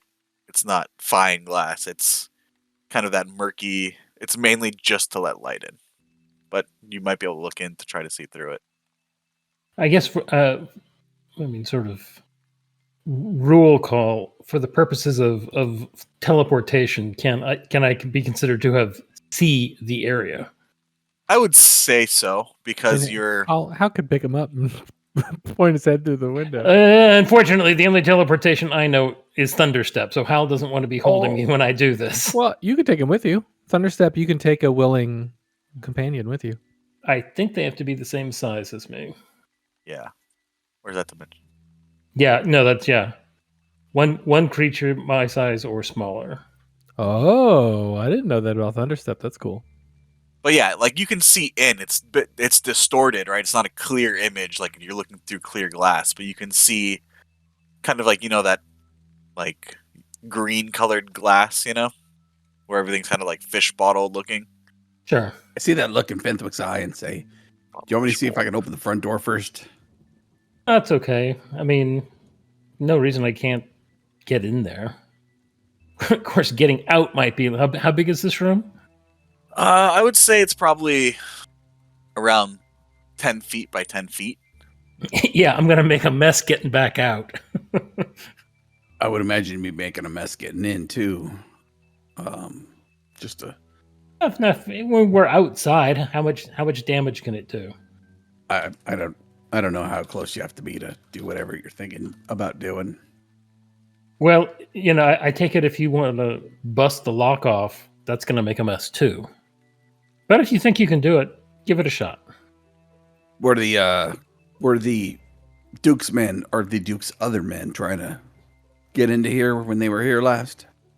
I think they might have, sir. They asked about it, and I told them it was Sir Saren's candle making workshop. After that, they didn't seem quite as interested. They asked if Sir Giles ever went inside. I told him I've never seen him. So they were mainly interested in Sir Giles and his possessions and where he frequented. All right. Well, Actually, stand back. Yeah. Okay, go ahead. I mean, I can probably also get the door open now that I think about it. Oh, like I gotta see. And Hal will cross his arms over his chest. I will think for a second, and I will cast Bigby's hand. Bigby's hand. Bigby's hand. And I can. Is this your first time casting that? Yes. Yeah. Would you like to describe how Fenwick summons Bigby's hand and what it looks like? Well, I have to rack my brain because I've never cast this before. But I say think about it. But yeah, it's large, shimmering, translucent hand. Yeah. Appears in front of me, and I'm thinking, well, I guess I can just try to I'll try the nice way first. Just the fingers would just reach out for the lock and try to yank, because the hand has a strength of 26. Okay, so it's not a padlock really. It's like a lock built into the door. Oh, in that case, I just beat on the door with the hand until it opens. Well, shit, Belladin. I mean, you could have just done that. He's just doing the same thing you could have done, but he's doing it with magic. I don't see how that's really fair. I've never seen him do that before. I just wanted to give it a whirl. He's never created a spectral hand before. This is not one that big. Not like that size. Oh, I don't want to know what. Okay. So, Fenwick, with your spectral Bigby's hand towering in front of this door, you can go ahead and give me a strength check with Bigby's hand. Oh, I can just beat on it for damage, or? I mean, it's a door. You're gonna hit it, right? Right. You smash into the door, and the wood, the outer surface of the wood splinters and cracks, but the door and the frame hold in place. It's a strong frame. Well, I got a minute. I just keep beating on the door. Maybe you reinforced it, and I nudge Belladin. You want me to reinforce the door? That seems mean. No. Maybe whoever made this reinforced it. Oh, yeah, that's probably possible. So after a minute of beating on this door, eventually the wood is splintered away so much, you see a glint of metal underneath, and eventually the door is just pounded enough where it's mostly just this metal that was hidden by this wooden veneer. Son of a bitch. It's a reinforced metal door. That's messed up. Well, now I definitely want to get into this room. And you actually the Bigby's hand is big enough that the frames start, like, you start to see the cracks and splintering the wood. This whole building is actually made of metal, not wood. It's just it was a wooden veneer. Oh, I don't understand. This was why would Sir Saerin need a steel building for his? Why, indeed. I don't know what's going on here. It'd be so funny if I knew Locke, but I'm a druid. I don't know Locke. Well, that's pretty interesting, Fenwick. What color is your hand, Fenwick? Is it like blue? Is it red? Hadn't really thought of it. It's probably bluish. Yeah. Bluish? Same color as hat. Yeah, I've never seen a big blue hand smash a metal door before. You know, I have Actually, to I say that. smashed an entire wooden shed now and turned it into a metal shed. Are you an alchemist? I guess I should have let you just pop in there, but Now that I'm thinking, I could pop back out. It would probably destroy everything in the room, though. And now that I'm thinking about it, if he's got the skill to make those candles, I wouldn't put it past him to put some sort of trap inside the room. I mean, I can go with you. I can teleport as well, but I can only do it once. man, I wish Poppy was here. She could probably unlock that. I'm level 8. What kind of creature can I wild shape into that could... That's a good question. Wonder about if we could tunnel under. Right? Like, that's what I was thinking, like a... The old tunnel under enlarge trick. I mean, I can become a badger. It would take freaking forever, though, to dig under there. Hold on. Give me a couple hours. I'll get this. Well, you only have to dig a hole big enough for yourself. Yeah, that's true. The badger size hole might be big enough for Fenwick. Oh, I could. Well, I guess the question would be, DM, have I ever seen a giant badger before? Roll me a D100. Yes, sir. 81. 81. You have seen a giant badger. I look at the group. I can change into a badger about the size of, and I point at Hal. You want me to try, and then I can just see if I can dig under the door? Sure. This I gotta see. I mean, Are you inhabiting the badger, like, as your consciousness, or is that badger you? Because a badger my side would be pretty good eating. it's gonna be me. I'm gonna become the badger. That's gross. I won't be able to talk to you, but I'm still me when I'm. No milking the badger. Oh God! And then I change. Literally. I change form Unless- as I say, "Oh God." Especially because he's probably a male badger. Yeah. And suddenly, Belladin's shape, which, have you wild shaped into an animal before? I think I wild shaped into a cat when we, didn't you guys sneak into somewhere and I changed into a small animal or a bird or something like that? I know at the party you changed it into some kind of flying bat thing. Right. Yeah. Like a beast, you're like half. Oh no. So, okay, that was a spell. And then whenever I've used wild shape, it was to make my spores crazier. So I guess this is the first time I've changed into an animal, and it's going to be a giant badger. Yep. So you all see Belladin's shape shift suddenly and grow as fur starts to sprout in his nose and jaw elongates into a snout, and in a moment there is a giant badger. Sally faints. Oh shit! Guess we should have warned about that. Yeah, you just see the badger like raise both claws in the air, like whoops. Oh, I'm I'm gonna take her inside. Yeah. Uh, wait, yeah. That's wow. You all got some more interesting friends, Sir Hal, Sir Fenwick. That's Not a bad trick, is it? yeah. I drop down onto all fours and just start walking over to the shed. I'm gonna start digging like to the right of the door Okay. because I'm still me Mhm. intellectually, um, and I'm not gonna put it past uh, this son of a bee to trap the ground right in front of the door.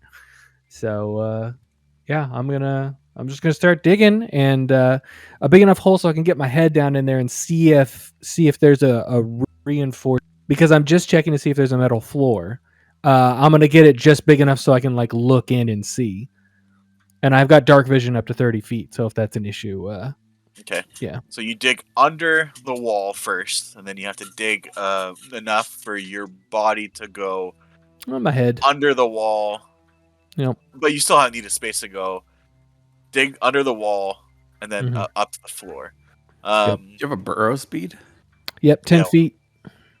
So 10 feet every 6 seconds. seconds, yeah. So it Damn. doesn't take very long. I at all. dig fast. Does not take very long at all. Seeing how this is like I said only a 10-foot by 10-foot shack. Holy crap. So You know what? We're just going to dig this whole thing out and take it with us, guys. We don't even need to. Just kidding. So yeah, and within short work, there is a pretty sizable tunnel built under the wall and up to the floor, and you see that the floor is just wood. See, Saerin apparently did not factor that into his calculations that you'd be coming up to the ground. What? Me? I dig a hole big enough for everyone to be able to get through comfortably. Like basically it becomes like a ramp down tunnel with like a left-hand turn and then a ramp up. Roll me a D100. 32. 32. Okay. So yeah, eventually, would you like to break through the wooden floor, or Nah, I'm not. Hit it. I'm still me. I'm smart enough to know I'm not. I don't want to do that. So Right. so once everything's nice and good, ramp down, tunnel, ramp up. I'm gonna come back out and shake for at least 20 seconds to get all the dirt off of me. And as you can see next to the tunnel, there's just a mound of dirt, like probably as big as the shed, or as tall at least. And then I Yeah. just shake all the dirt off. There's still dirt on me, and then I change back, and you can see it kind of crusted on my clothes. And I look over yeah, it. it's probably good that Sally fainted because there was a manicured lawn and some flower beds Oh all around. no! Paladin cares nothing for lawn maintenance. I Thank definitely you. okay. Completely destroyed. I don't care about the lawn, but I wouldn't have destroyed the flowers. There's flowers all around the shack. I am a druid. Oh, okay. You just went back 10 feet. Yeah, exactly. I have a little work site. There's a Okay, there's so a- the grounds immediately around the shack are undisturbed, and you burrow Yep. down enough. You can easily do that. So Yep. you guys have a little tunnel access, like a few feet away from the shack. tall enough to stand in. Mm-hmm. It took me a little while. Yeah, maybe even like a couple minutes. What did you what'd you see down there? I didn't see your head pop up or nothing. Oh God. And you see a little bit of dirt coming out of my mouth.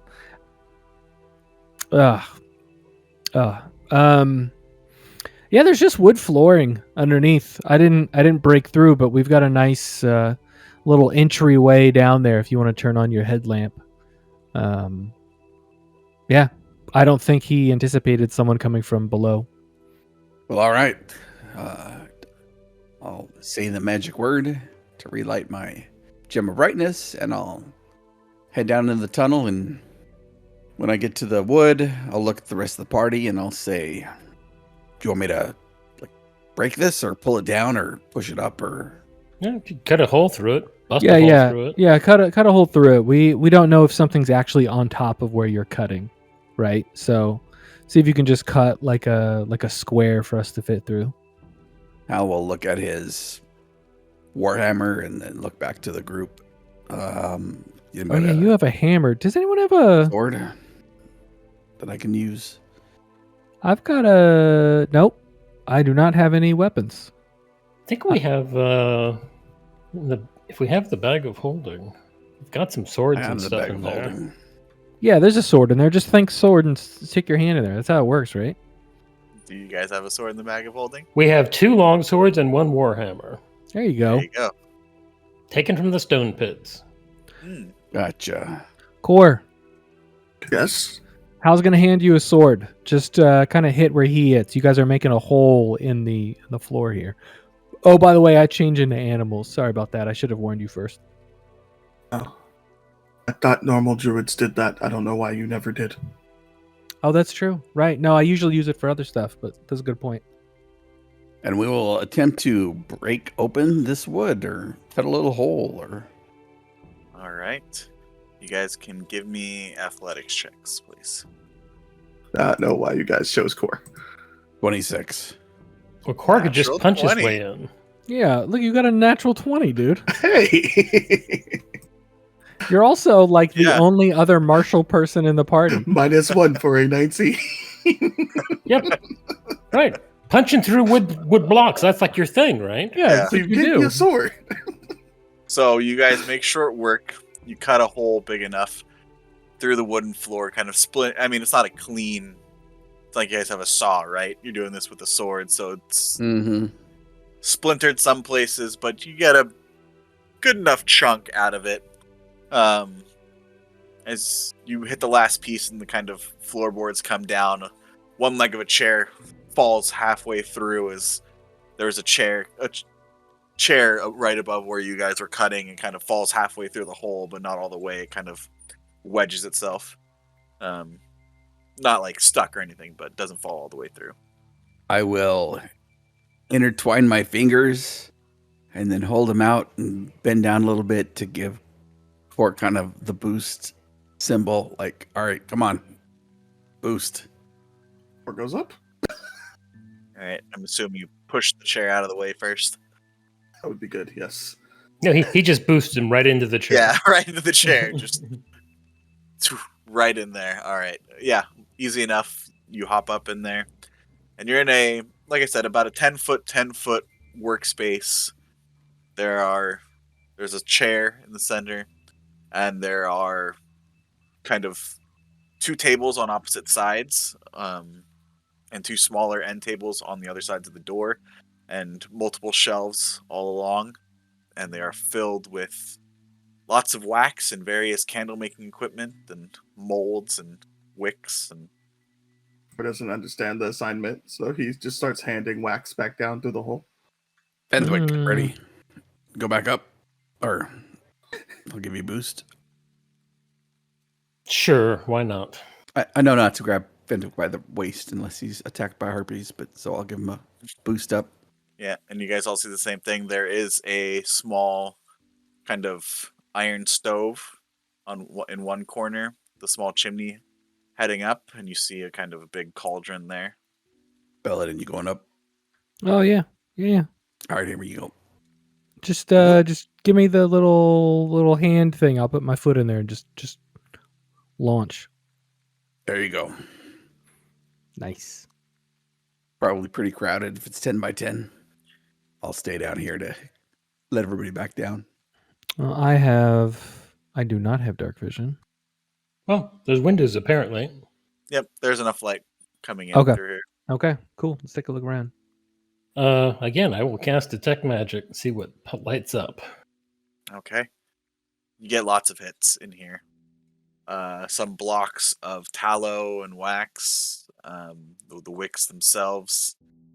You get various things of enchantment, abjuration, evocation. Yeah, the room kind of glows. What's giving off evocation? Some of the wicks themselves, various blocks of tallow. If you give me a perception check. I can't see the glowing stuff. Never mind. 18. Yeah, you even with this kind of glow of everything, and it's just lots of small, like the bigger blocks of tallow and wax kind of give off a bigger glow, but there's a lot of just pings of like various wicks and stuff, small bits kind of left everywhere.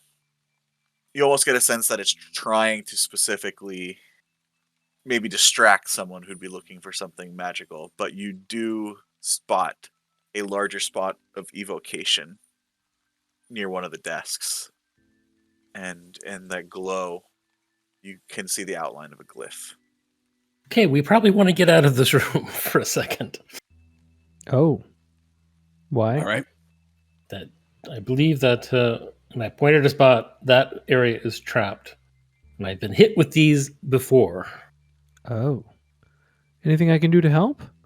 Well, I can animate you if you die. I wasn't intending to stay in the room and yank on it. Okay. That was a joke. And I jumped down the hole. Back down the hole we go.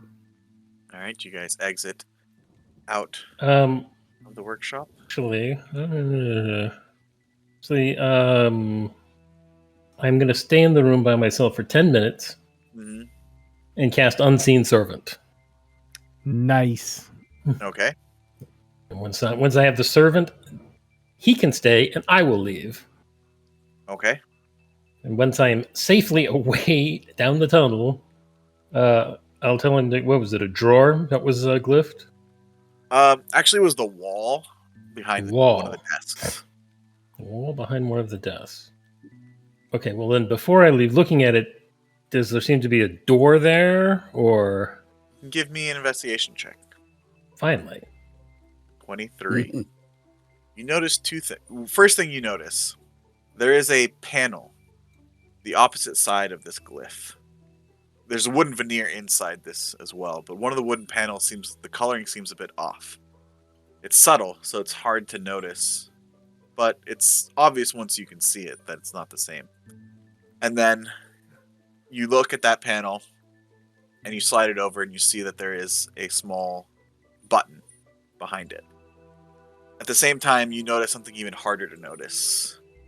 One of the candle holders seems to be one of the only ones that's actually affixed to the wall. You can see a slight scrape along the wood. Very faint. But that looks like it might move. And in that moment, you deduce two things. One, that the panel on the button was hidden, but not that hidden. And that Ah. might be the trap. He's laid a trap for born button pushers. You get a feeling that it wasn't. It was hard to notice. You would had to look for it still, but it wasn't as hidden as this other thing, right? Like it could have been found with a thorough investigation, but if you weren't too thorough, you wouldn't have found the other thing. Well, still growing my eyebrows back from the last time a glyph went off in my face. Mhm. I'm still going to leave the room Should and have my servant. should Turn- we turn- remove some of the documents and or candles or wax or whatever before triggering the trap? So they don't all get destroyed in whatever this trap is? Like, we don't know if it's like a fireball and it's going to melt everything. I invite you to take as much stuff as you want, but if there's anything else that's throwing off evocation, I'm going to say leave it alone. May I move around as directed and grab stuff that he thinks is not trapped? Yeah, what are you trying to grab? Well, you said there was like candles were glowing, there was like wax There's and other wicks. stuff. Yeah, Wicks there's and- wicks and other things that are glowing with magic. I mean, they seem like important and not a part of this trap, so I just wanted to grab some stuff before the trap goes off. Okay. Are there any documents or anything that are... Well, you know what? If this room is trapped, anything he left out for us to see is going to be inconsequential. Once Fenwick explains like the deviousness of there's one hidden thing that's clearly a trap, and then there's a even more hidden thing that's probably not the trap, and one is meant to screw people over, then I'm just gonna grab whatever looks valuable that so it isn't destroyed, and then hop down the hole.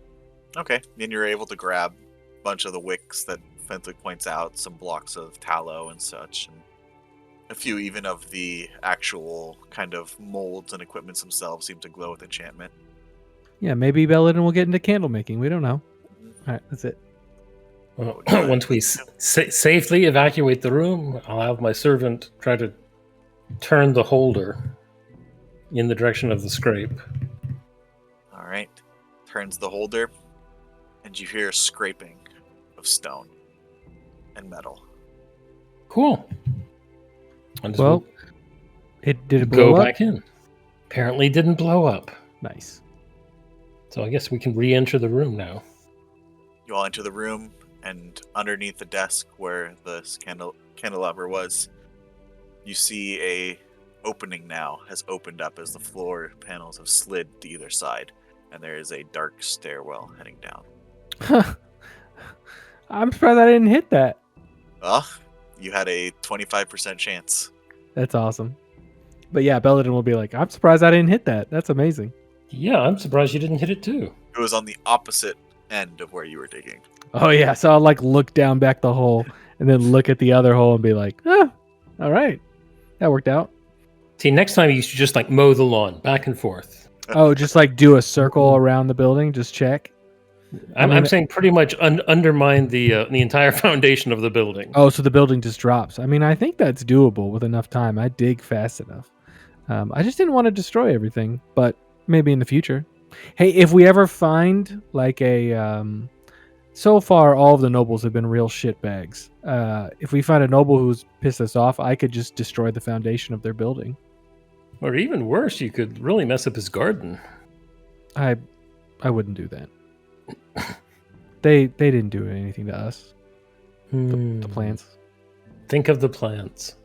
Yeah, let's not be mean. Let's go down the hole. Yeah, let's go down the hole. All right. You all head down the stairs. It is dark, so whoever doesn't have dark vision, unless you guys light up the gem. Oh yeah, I'm gonna look at Hal.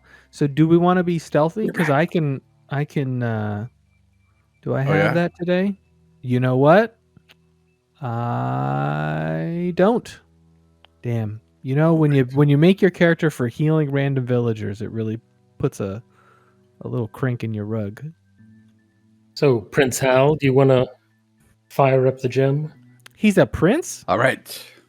Oof. Well, I think he's a prince, don't you? I think he acts like a prince. All right. And what is the gem's light radius again? 60. 30 and 30? 30 and 30? Hal's in front, right? Because he's lit up like a Christmas tree. Yeah, I'm taking front. All right. So Hal in front. Who's next? Actually, the servant can walk along in front of Hal. Oh, that's great. Mhm. Unseen, yeah. So unseen servant Hal. I'll go next. Yeah, I'll go next. Yeah, I'll go after Belladin. Rear guard makes sense. Record. All right. All right. And you guys descend down into the darkness, further and further down, 10 feet, 20 feet, 30 feet. Belladin whispers to Hal, "It sounds like the DM is designing a map or setting us on it."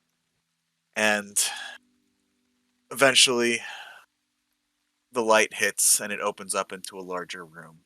You see stone tiled floors ahead of you, marked with strange runic symbols and circles, and a large stone table at the center.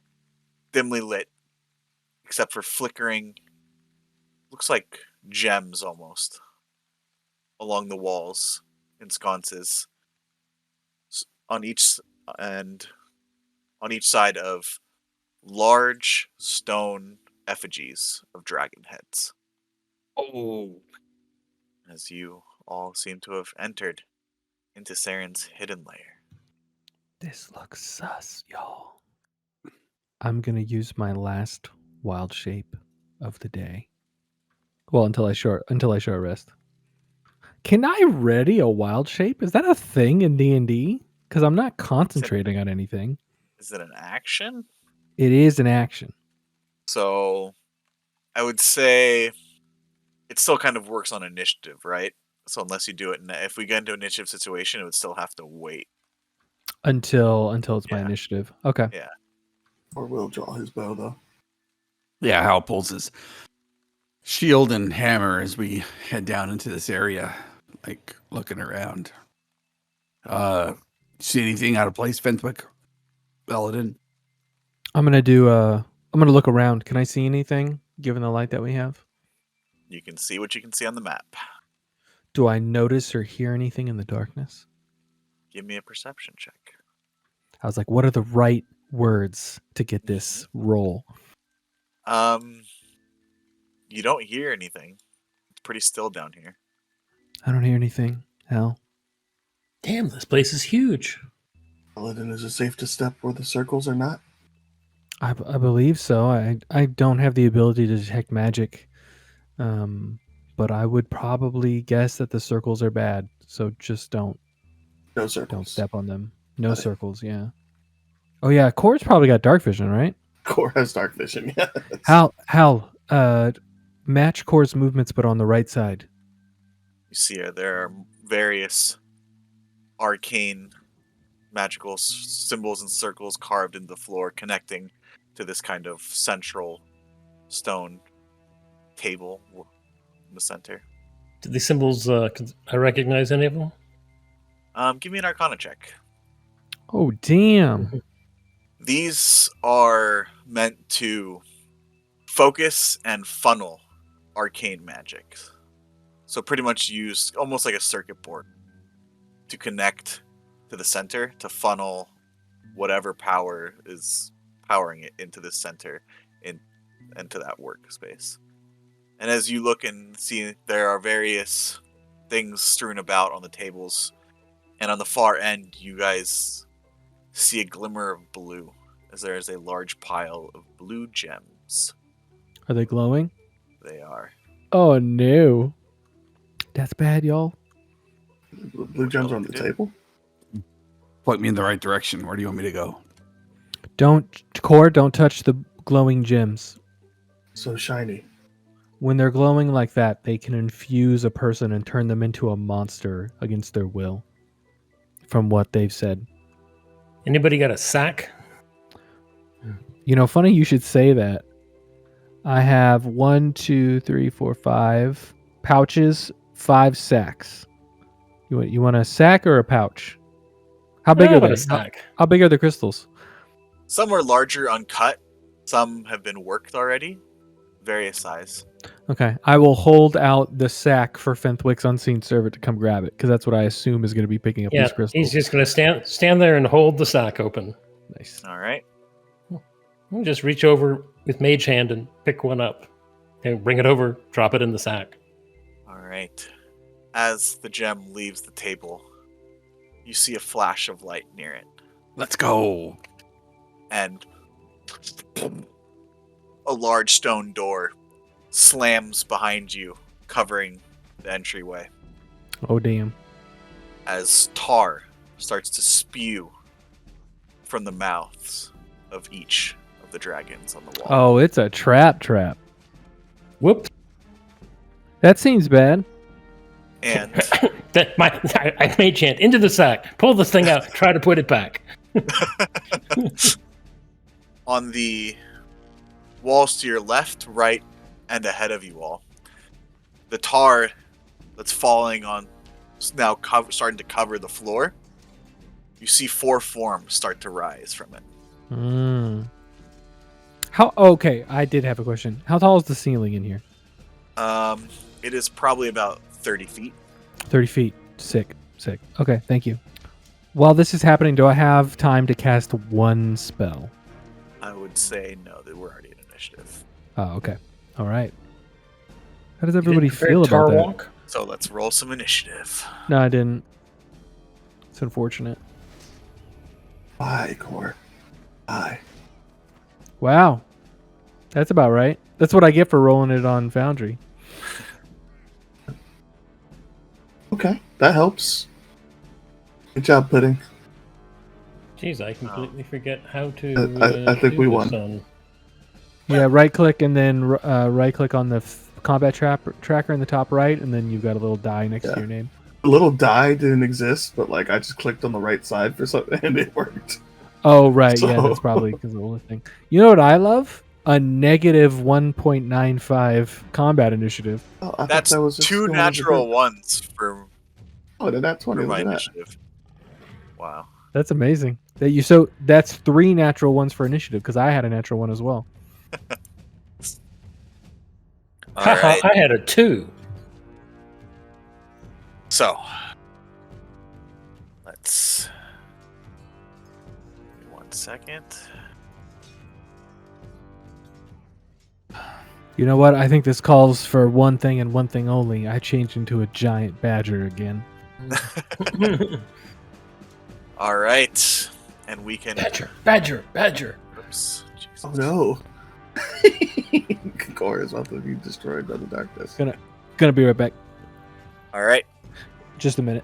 I'll be right back. As the tar that immediately falls out from these dragons, 4 dragons' mouth, not all of them, just the 4 up top, it immediately starts forming, rising up, and you see these kind of pseudopod type arms slashing out from it.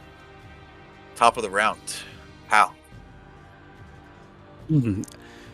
I would like to move towards this thing as I rage, Okay. and I will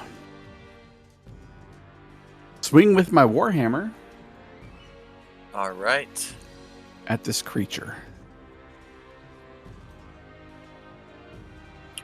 Go for it. I think I will attack recklessly. All right. Yeah.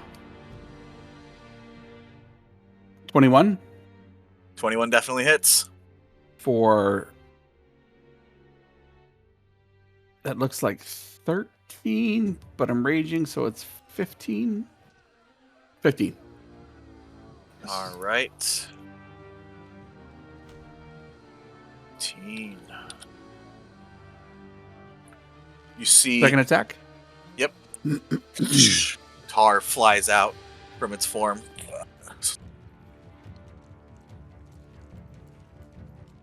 20 20 hits. for 16. Okay.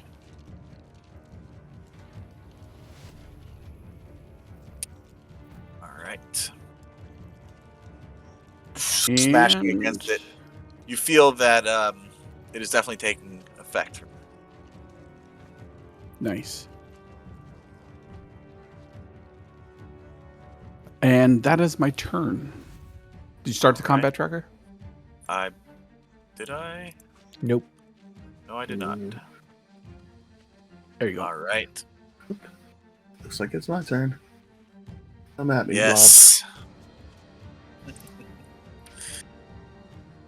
All right. This ooze, this tar ooze is going to go ahead and attack you with its pseudopod 2 times. Or Blob. Nice. So vulgar. That probably hits, yeah. that's a 25 to hit, For 22 damage? Okay. 7 bludgeoning, and 15 necrotic. Yeah. Second attack. What if I target you? Yeah. 21 to hit. Yep. That's another 23. Okay. That's a lot of Cool. damage. Cool. And you are, as both these pseudopods smash into you, you are covered in tar. Your speed is halved. All right. I miscalculated the damage on this, so that was you did 32. Is it supposed to be 2d6 instead of 4d6? No, the damage that Hal did. Ah. Yeah. Okay. Oh There we no. I have felt better. All right. Now it is the rosy black's pudding. Not black pudding. Sorry, I used that image because I forgot to make one. It is going to. Yeah. Let's see that square. Move 20 feet. And then hurl a tar at you, Belladin. It has advantage. Has advantage? I can't see it. Oh, shit. Yeah, this is super bad. This is way bad for me because I can't see anything. Ah, alright.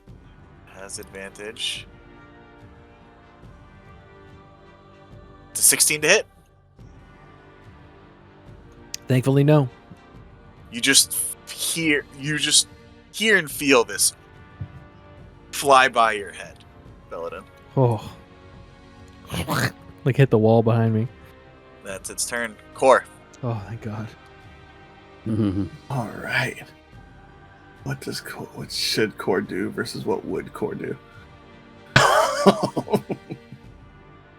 Core's gonna go ahead and summon his arms. All So right. the key point, I'm gonna need a DC 16 Dex save from Mr. Slime, dude. DC 16 dexterity save. Ooh. That's a 6. Oh, he's gonna go ahead and take 2d6 force damage. And then as an action, since he's all on top of me, I'm just gonna go ahead and astral punch him twice. Okay. First strike. That works. Oh, Let's go. And Natural 20. second Nice. punch. Not as good. Is that crit damage already? Yeah, it didn't crit very well. Okay, I rolled a 6 and a 2. Right, 16 still hits. So, total of 18 points. Nice. Nice. And Ali is kidding about using his movement. Get away. Movement is Okay. half, remember. Yeah, but he's got 55 feet, so it still can move kind of. Yeah, you get Yep. 25 to get out of there. Provoked though. Yeah. Yep. I think Core is probably stupid enough to stay here and fight. Go. All right. In turn.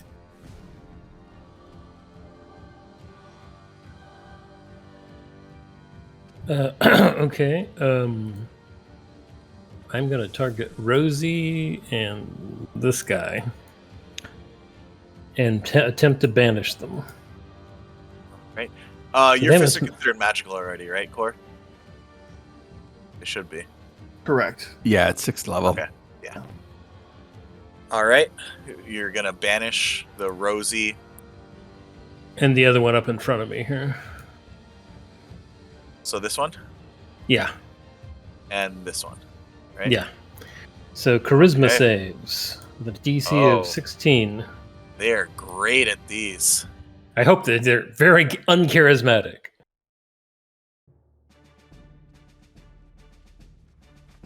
That's a 10 on the dice for a 6. Banished. And an 8 on the dice for a 4. Banished. Nice. So those two are banished. You go hide. I wish Core had moved away from that. I wish, That dude. I wish Core had moved away from that too. I know. I really do. How would it back up?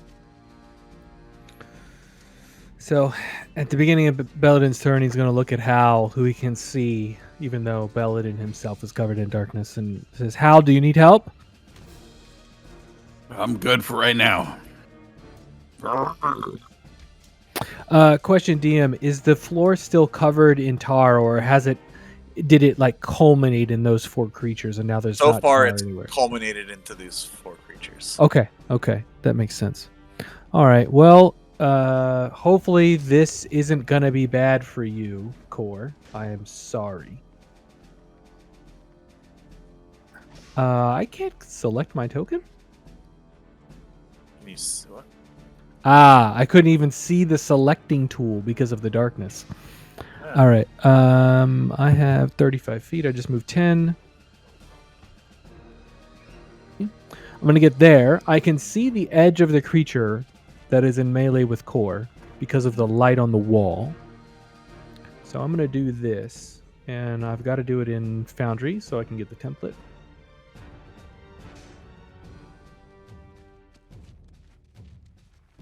Oh, that's interesting, though. Is it going to ask me what kind I want? Worries. Oh, Maybe templates making don't order. work. No. Templates don't work. All right. Let's see here. 20 diameter. Yep. I can make it.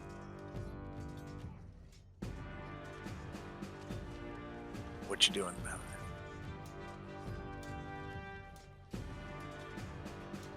it? There's a wall of fire right there. Oh, Okay. facing in or out? In. Okay. Facing in. So you can't see it anymore, but now it can't see you. It didn't roll the spell, so I'm just gonna roll it on D&D Beyond. Okay.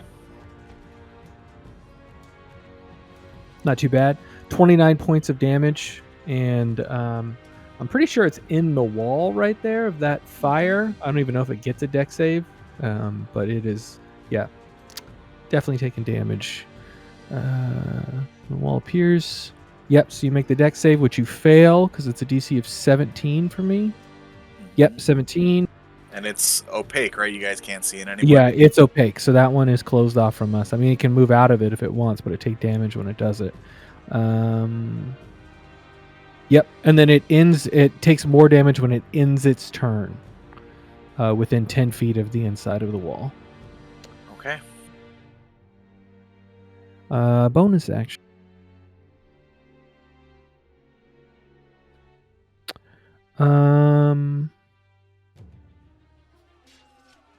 That it? Because I Alright. can't even shillelagh because I did a leveled spell. All right.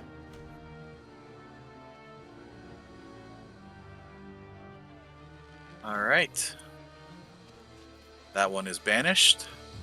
Doesn't get its save, right? Yeah, it's no saves. Okay. All right. Hal, the one next to you, is going to lash out with its pseudopods and make 2 attacks on you at advantage. All right. Yes, sir. Oh, double 17. 24 to hit for Hits. 7 bludgeoning and 16 necrotic as this hot tar bashes into you and you feel the skin start to blister and turn necrotic. Second attack. Wow. Not so great. Oh, Misses. Misses. So wow. So luckily you are not covered in tar. Okay, top of the round. Lair action. Oh, Where are you? Let's see if this works first. Nope. I want to make that a little more opaque. oh, I'm sure that's not bad. So we can see. It's a Looney Tunes hole, guys. That's not good. Thanks, it seems safe. As long as it says Acme on it, we're good. Let me make sure here where this is going to. So Oh, dang, I accidentally cast that spell to level 5. Whoops, sorry.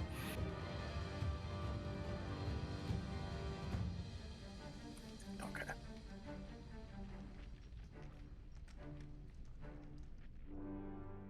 As tar spews forth. Actually, I can just copy this one. Can't I? Out from Oh, great. All right. That's the tower. Tar happened to be flammable. Oh, from the yep. mouths. The tar where that underneath the wall of fire immediately catches and lights. Nice. I need a deck save from Core, please. Sorry, man. Hopefully, I'm okay at that. That's not great. Oh.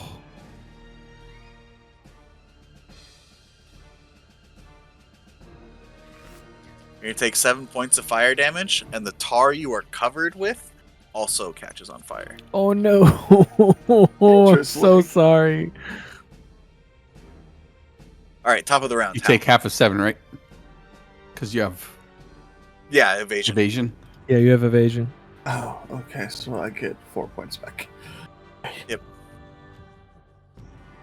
Top of the round. All right. What can I do? At least you guys can see me now. Bonus action. Oh, yeah, I should probably put a light here. Oh yeah, that whole side of the room's got to be lit. Get it, guys? Get it. Get it, guys. Get it, guys. All right.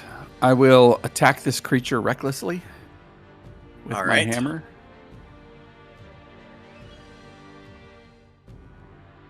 Wow.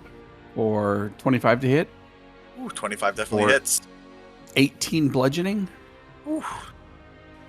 Max damage, very nice. All right. And I will take a second attack.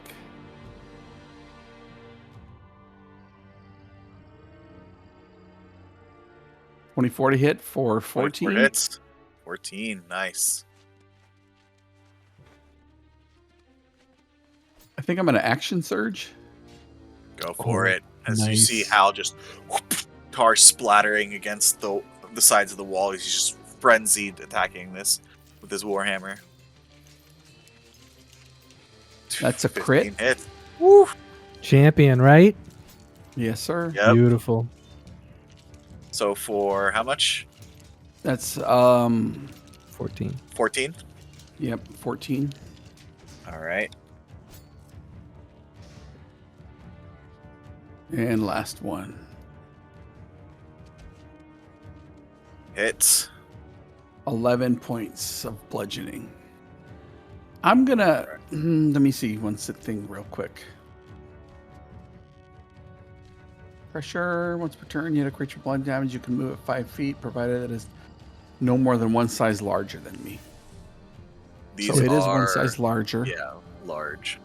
No more than. So I'm gonna move him. I would say. Can I move him back this way? Sure. Yep. Sick. Then I'll move out of the tar. All right. Oh, Very cool. nicely done. All right, Vulgar that's my Ooze, turn. what you got? Mm-hmm. All right. You see it just slash at a pseudopod. We don't see anything, right? It's opaque. No, a pseudopod actually goes through the wall Oh, on fire, Ooh. Nice. flaming, and goes to hit you. It does have advantage because you can't see it, but it can see you. great. It can see him through the fire? Yep. Probably got blind sight.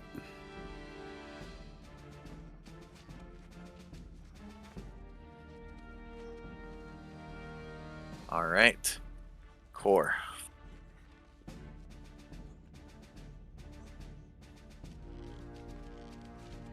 Is Double this- 13s. Amazing. All right, let's try number 2. Also An misses. 18. Misses. Yeah, that's its turn. And it takes the wall damage again. Sure. Has it been my turn yet? So then it'd probably just be the same damage, right? Because it hasn't been my turn yet. Yeah. All right, so it'd be another 29 points of fire damage. Okay. Question: does it take fire damage because it goes through the wall of fire? Yeah, it would if it takes fire damage. All right, so for each attack, it would be 29 points of fire if it's putting an arm through. Okay. And then at the end of its turn, that's when it takes the 29 from the wall, from just being there. All right. Okay.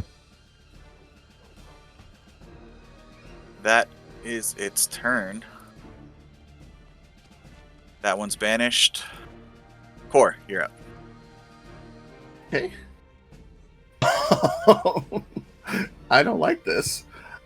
Core is going to use a second key point, probably at this point. So sorry. I take fire damage at the beginning of my turn. Pretty sure it starts. Yes, Yeah. you do. Okay.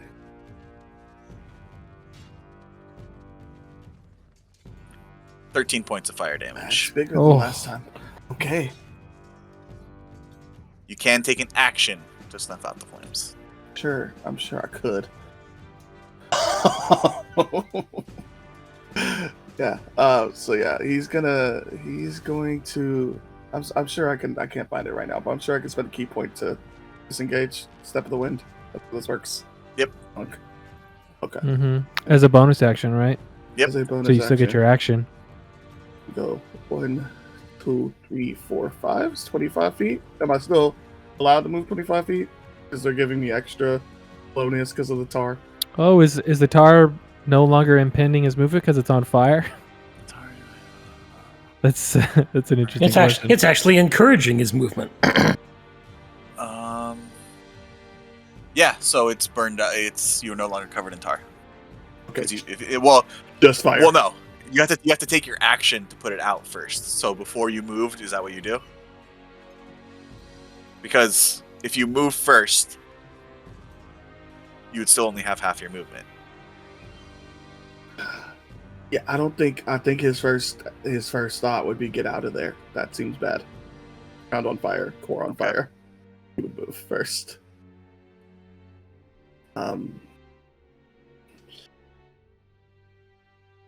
Yeah.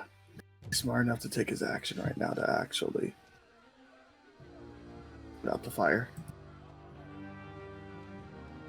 Yeah, he'll put it out the fire. He'll take his action, put out the fire. I mean, just because you're not intelligent, you're a trained monk. I think you would, know to Put out when you're something on that's fire. burning you. Yeah. Yeah. Mm-hmm. Warrior spirit. He can see an enemy. But yeah, I will end his turn. That's action, bonus action, movement. All right. Oh, sorry. Fenwick. And you are concentrating. Oh, if you did that at the beginning of your turn, you would have gotten double your movement because you're not covered in tar. So if you want to move further, you can. Oh, but yeah, I wouldn't have done that. I would have done it the other way around. I would have ran and then. Okay. Yep. All right, Fenwick. Okay, I'm going to throw a chromatic orb at the one that Hal was fighting. Okay. And let's. I have no idea what would actually hurt them. Let's try thunder. All right. Oh, See nice. if I even hit them first. Yeah, that should hit them. That definitely hits.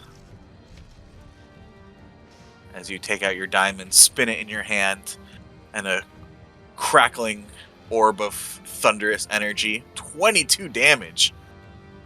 Jeez. Let's go. That's with 2 1s as well. Nicely done. Yeah, it's not even half.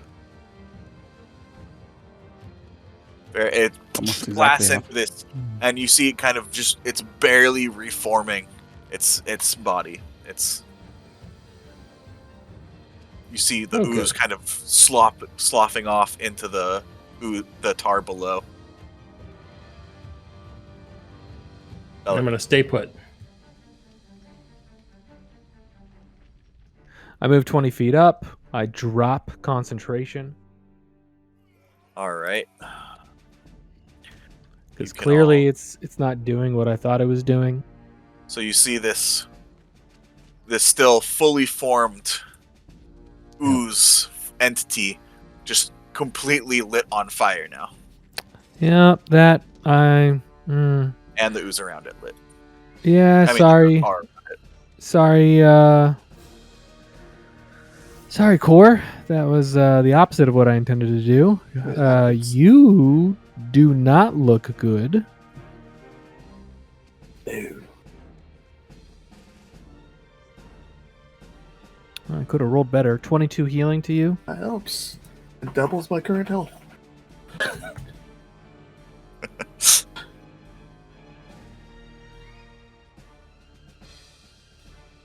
And then I move another 15 feet. All right. Yeah, right there.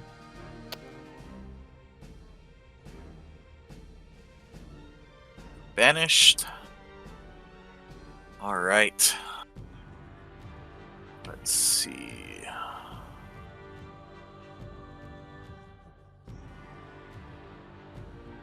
Just enough movement.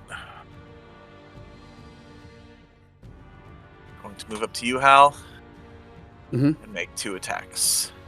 At advantage, correct? Yes. All right. It's a 26 for Hits. 10 bludgeoning and 9 necrotic. Click to apply half damage. Click to apply 20 full to hit. damage.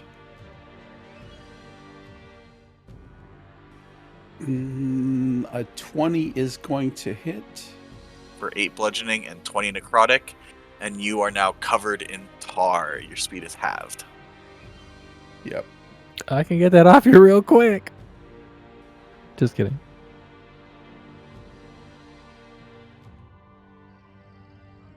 It is an effective way to get the tar off. All right. Top of the round.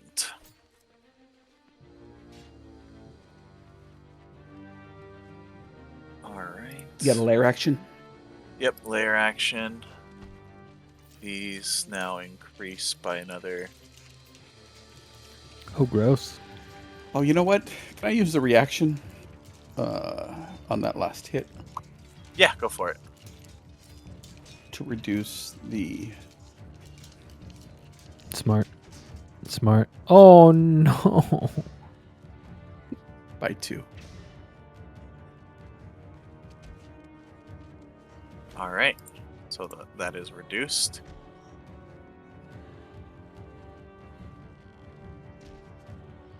Actually, I forgot I can make it just copied.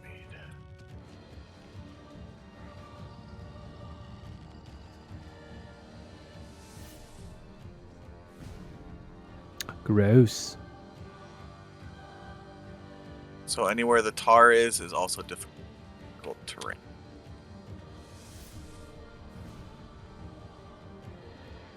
Fuck, man. All right. And all of this tar over here is on fire. Well, which when connects it's... to Yeah, it would both, spread all the way over. so- That would all be lit, though. Wouldn't it provide light as well? Because it's all on fire now. Yes, it Yeah. does. Nice. Nice. See, guys, I'm helping. Mm-hmm. Fenwick, you are not enough it's not enough onto your tile yet, so you don't have to make a save. But yeah.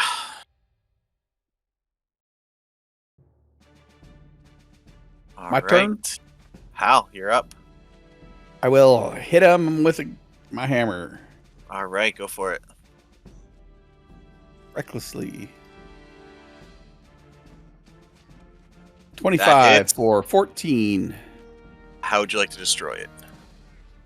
I would like to just, like when you hit like puddles, they grow into smaller and smaller pieces. I think that's what Hal would do. He would like hit it into smaller and smaller pieces, like. Yep, just splattering it up against. And every time it tries to reform, you just smash it back down, and it reforms a little bit smaller, and you smash it back down before it just oozes until the form completely just dissolves, and the tar just kind of sloshes back into the growing large pool behind it.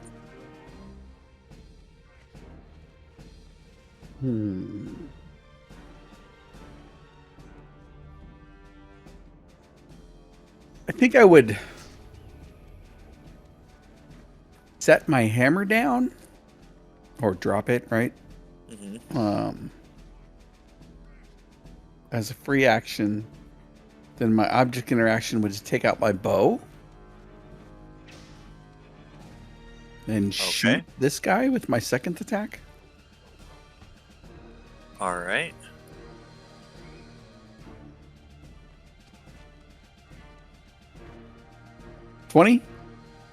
20 definitely hits. For 7 piercing.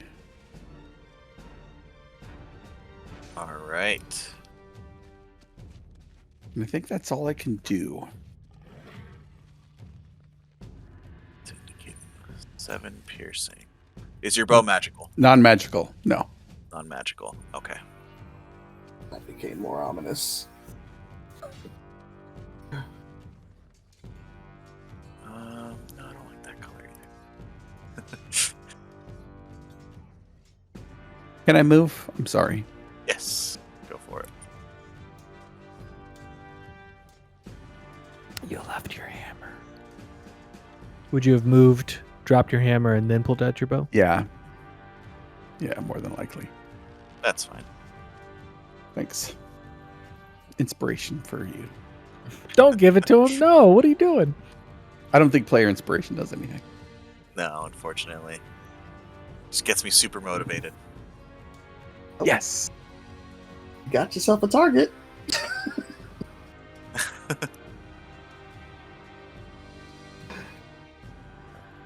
All right. The big fires. Now this one. All right. Let's see. How far are you? Not far enough. All right. Yep. Gonna make 2 pseudopod attacks on you. Not at advantage now because you can see it. Well, it's on fire. I hope I can see it. Okay, that's It's an 11 That one misses. and a 12. So Thank goodness. does that one. All right. Alrighty. As this time, now that you can see the blows coming, you easily are able to dodge out of the way as these flaming tar pseudopods come flying at you. Vanished. Core, you're up. Right. It's time to fight back. So let's go with some astral punches. Yeah. Right? 7 damage. 27 hits. And All Number right. 2? And you... Hold on. Exterior. You also take 8 points of fire let me damage. do that later. No, he's hitting it with his arms, his astral arms. You can damage that me is if you true. want to. It won't stop. Jason, stop it! It won't stop Core from doing what he's doing. Melee. It's a melee attack still, right? Correct. When you're within 5 feet, Yep. you still take the fire damage. All right. Oh so man, give it to me should have taken again. a 5-foot step like in Pathfinder. I would say it's not so much what's hitting it; it's at your proximity, and it's getting Yeah, like it's splattered. Yeah, he's splashing the fiery tar onto himself. I totally get it. It's messed up. Question is, does So second attack, 16 hits, 6 more damage? 6 more damage. All right. How much more do I take? See if I hurt myself more than that. Another D10. It's possible. It rolls less than a 5, but at least I dealt more damage. Nope. Dealt more damage 10. to myself. Okay. Did more damage to himself than he did to the enemy. All right, and knowing he's in a very bad situation, he's probably going to take an opportunity to disengage again All and right. move this further away this time. It's so Okay. funny because. All right, never mind. Nothing. I will stay and die. I will do it. You're a glutton for punishment. Get out of there. I don't like being set on fire. Yeah, I'm sorry. Uh, This is all my fault too. Ah, such a crybaby adventurer. Well, I'm on fire. what? It's a Tuesday. This We're is- always on fire on Is Tuesdays. it still 25 feet? Did I get splashed with tar? No. You're not covered in tar, so you have your full movement. I don't know if I'll go that much further.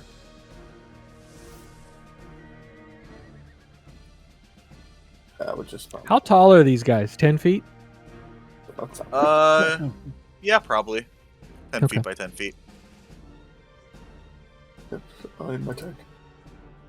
All right, Fenwick, you're up. Okay. I'm gonna try to. So that is difficult terrain if you move through the tar. Okay, so how many squares of difficult terrain is that? 2. Just one. Oh, the Just one? Right. Yeah, because it's a corner. It's not really. Okay. Smart. Get behind the monk. I mean, you're gonna die And, anyway, Cor, so Stuck with through Fenwick's my just legs. using you It'll be as a fine. heat shield. Neat. Well, Yeah, he let's hits see. you in the cod piece as he runs between your legs. Okay, stay near me. You won't die, probably. I got him. I hurt him. I'll heal him. Don't worry about it. I can move 5 more feet. It's the wrong tool. And I guess I will throw another. That worked so well last time. I will throw another chromatic orb at that All guy. right.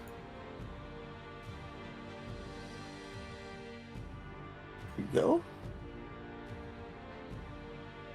That definitely hits. Same roll. Whew, 22 points. All right. Only 1 this time. All right. Still up, not looking good though. You can see the fiery tar sloughing off. Belden, you're up. At the beginning of his turn, Belladin raises 25 feet into the air with his winged boots. All right. He then looks down at Kor and says, I hope this makes up for the really shitty job I did of lighting that thing on fire.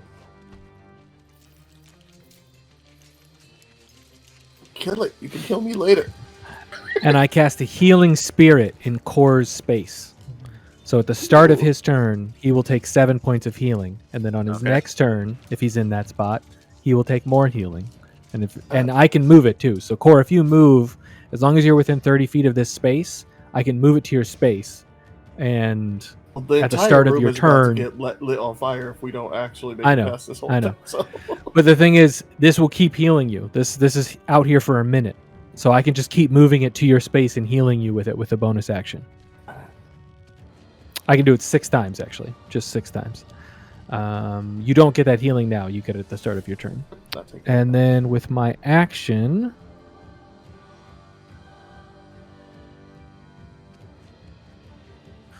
I go Super Druid and get temp HP. And that is my turn. All right. That guy is banished. Top of the round. The tar spews out more. That would be another. Oh, Hal, just a heads up. If Core moves out of that space after getting healing, you can move into it. And it's at any point in your turn. So you could just walk through that square That space and is I could about heal to be you. lit on fire right now. So? I can move it. Remember, I can move it. I'm just saying how might not want to walk into it just to get healing. It is about to be a flame.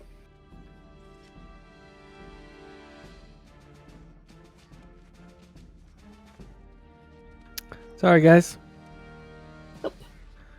I really screwed up.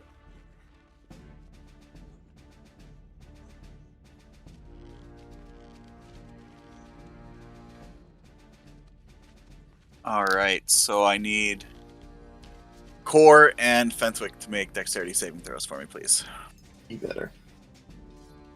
Better. Natural 20, so you take no damage. 16, you're going to take half. So, Fenwick, you take 5 points of fire damage. And I'm going to need a concentration check, please. Oh, golly. Yes. Thank you, Fenwick. Nice. Fine. All right, top of the round. Hal.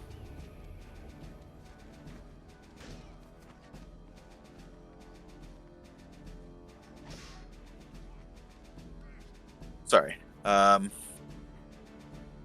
Move back real quick. Because I forgot to. There's the stone wall. Oh, the stone wall's covering that entire, so it becomes a square. Yeah. I want to, like, try to lift the stone wall. Okay. Ooh, he is raging.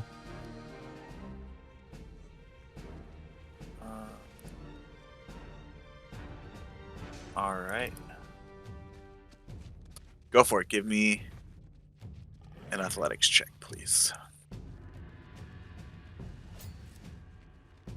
There you go. Whoa. Natural 20, 27. 27. With almost superhuman strength, you see Hal try to lift this stone wall, and you're all thinking, there's no way. There's just no way. This thing is massive. And then suddenly you hear, and it starts to lift higher and higher and higher. And Hal, you can get it probably about, you're lifting it probably where it's just enough where you can kind of set your elbows, right? So you're still holding it and bracing it. You can't got it all the way up. You can't extend your arms, but you're pretty much at like a deadlift stance. I think that. You know what I'm saying? Where you have it. Yeah. Your elbows are now locked. Oh, I see what you mean. Like I'm on the ground and then I stood up, and it. Yeah, you were like You're holding it there. Yeah, and then you're able to lift it, and you're kind of holding it there right now, but you're not able to like throw it all the way up. You know what I mean? Okay. My turn. That is your action. Man, it would have been so cool if I like had shape stone or any of those cool druid spells. Something besides fire? Yeah, that would have been nice. Yeah. I literally have all fire for damaging spells right now. 20 feet. Someone roll me a d2, please. He can't reach me. Oh yeah, that's right. Sorry. Sorry. Let's see if you reach. I don't think you can even reach over there. Nope. So it's gonna go for Hal. Fuck. All right. 2 attacks, Hal. No, I'm gonna say it's a regular roll. I'm not gonna be that mean. Well, he didn't recklessly. Great. Oh, yeah. For That misses. all right. Beautiful. Oh That's my the same god. Beautiful. Yeah, you rolled the same one twice. That's not right. Roll it again. No, I'm just kidding. Yeah, it was a glitch. As this pseudopod, this ooze, slides over towards Hal, and you see it just thrashing out angrily towards Hal, and how somehow you're able to still hold this door open and just barely dodge out of the way.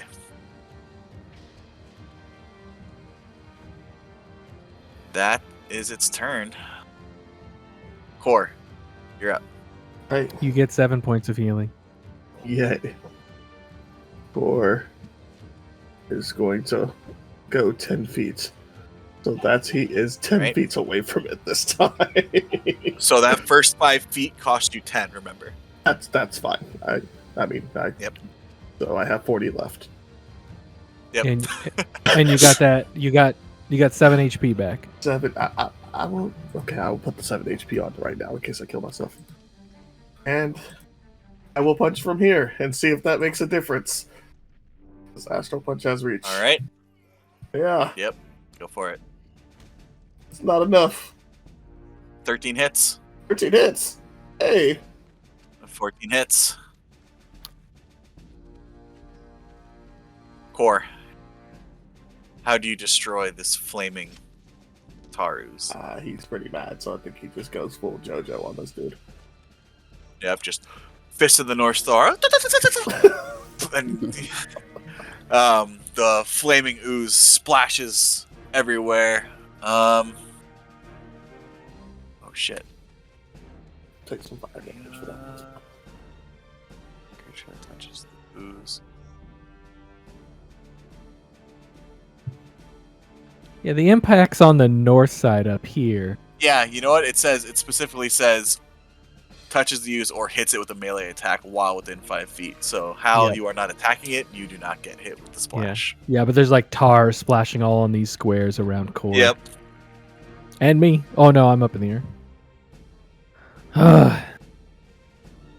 Anything else, Core? I have 40 feet of movement. Can I get through the hole, or is it not big enough? Yeah, you definitely can. It's up to like pretty much Hal's like pecs. You lifted it up that high. Yeah, I went to help, but I know I'm not strong enough. So I will cheer on Hal from the outside. All right.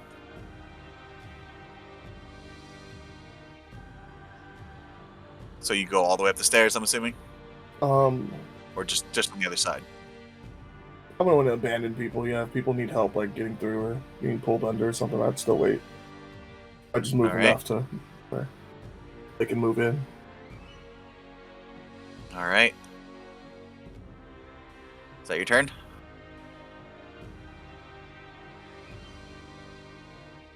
Turn ended. All right, Fenwick, you're up. Okay, so it's 10, 15, 20. Next, I can move up to where Hal is.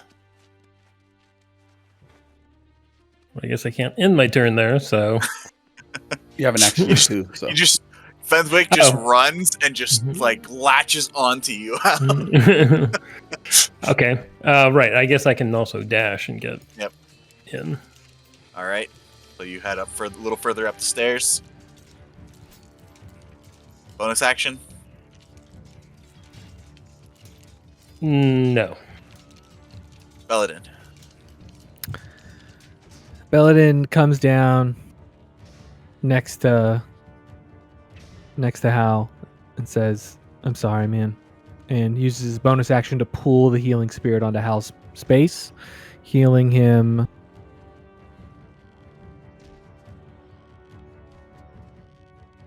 for 10. And then he like looks under the door and says, "I guess there's no chance in staying and fighting and checking to see if there's anything else in the room worth getting." I kind of ruined that. Come back after it's all burned down. yeah. Okay. Action dash. All right.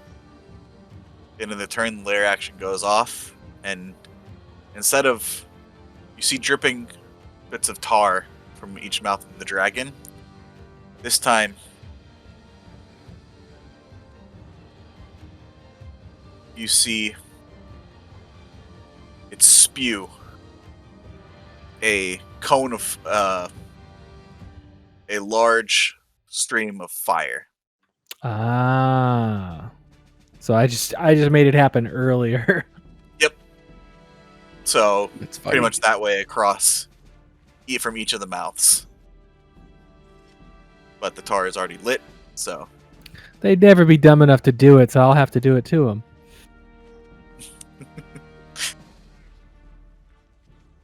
all right. That was lair action. Oh, do not want to claim. Top of the round, Hal. What would you like to do? I'll leave the area and move. Once I get out, I'll let the stone drop. All right. You quickly let go and roll underneath the door as it slams. What would you all like to do? As you are now in a brightly lit stairwell leading back up. The stone. Head back up.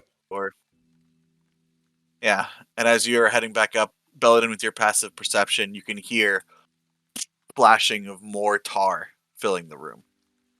Oh, so I can tell based on that the mouths are continuing to fill up with more tar after that. Yep. Ah, dang. So I And let it's all on fire. Yep. Eventually, the tar's got to fill up to a place where it pushes the oxygen out of the room, right? So it'll just be tar. Yeah. Yeah, it'd just be on fire tar, just filling the room up. I'd be pulling the healing spirit with us because it could go Okay. through the wall. So I'd get 4 more heals off of it. So I'd All right, probably you can roll do that right now. I'd probably do 3 on Core and then 1 more on Hal. And it's all 7. No. It's each time I roll. Okay, so you can roll for the healing now. So that's another 9 to Core, 18. another 9 to Core.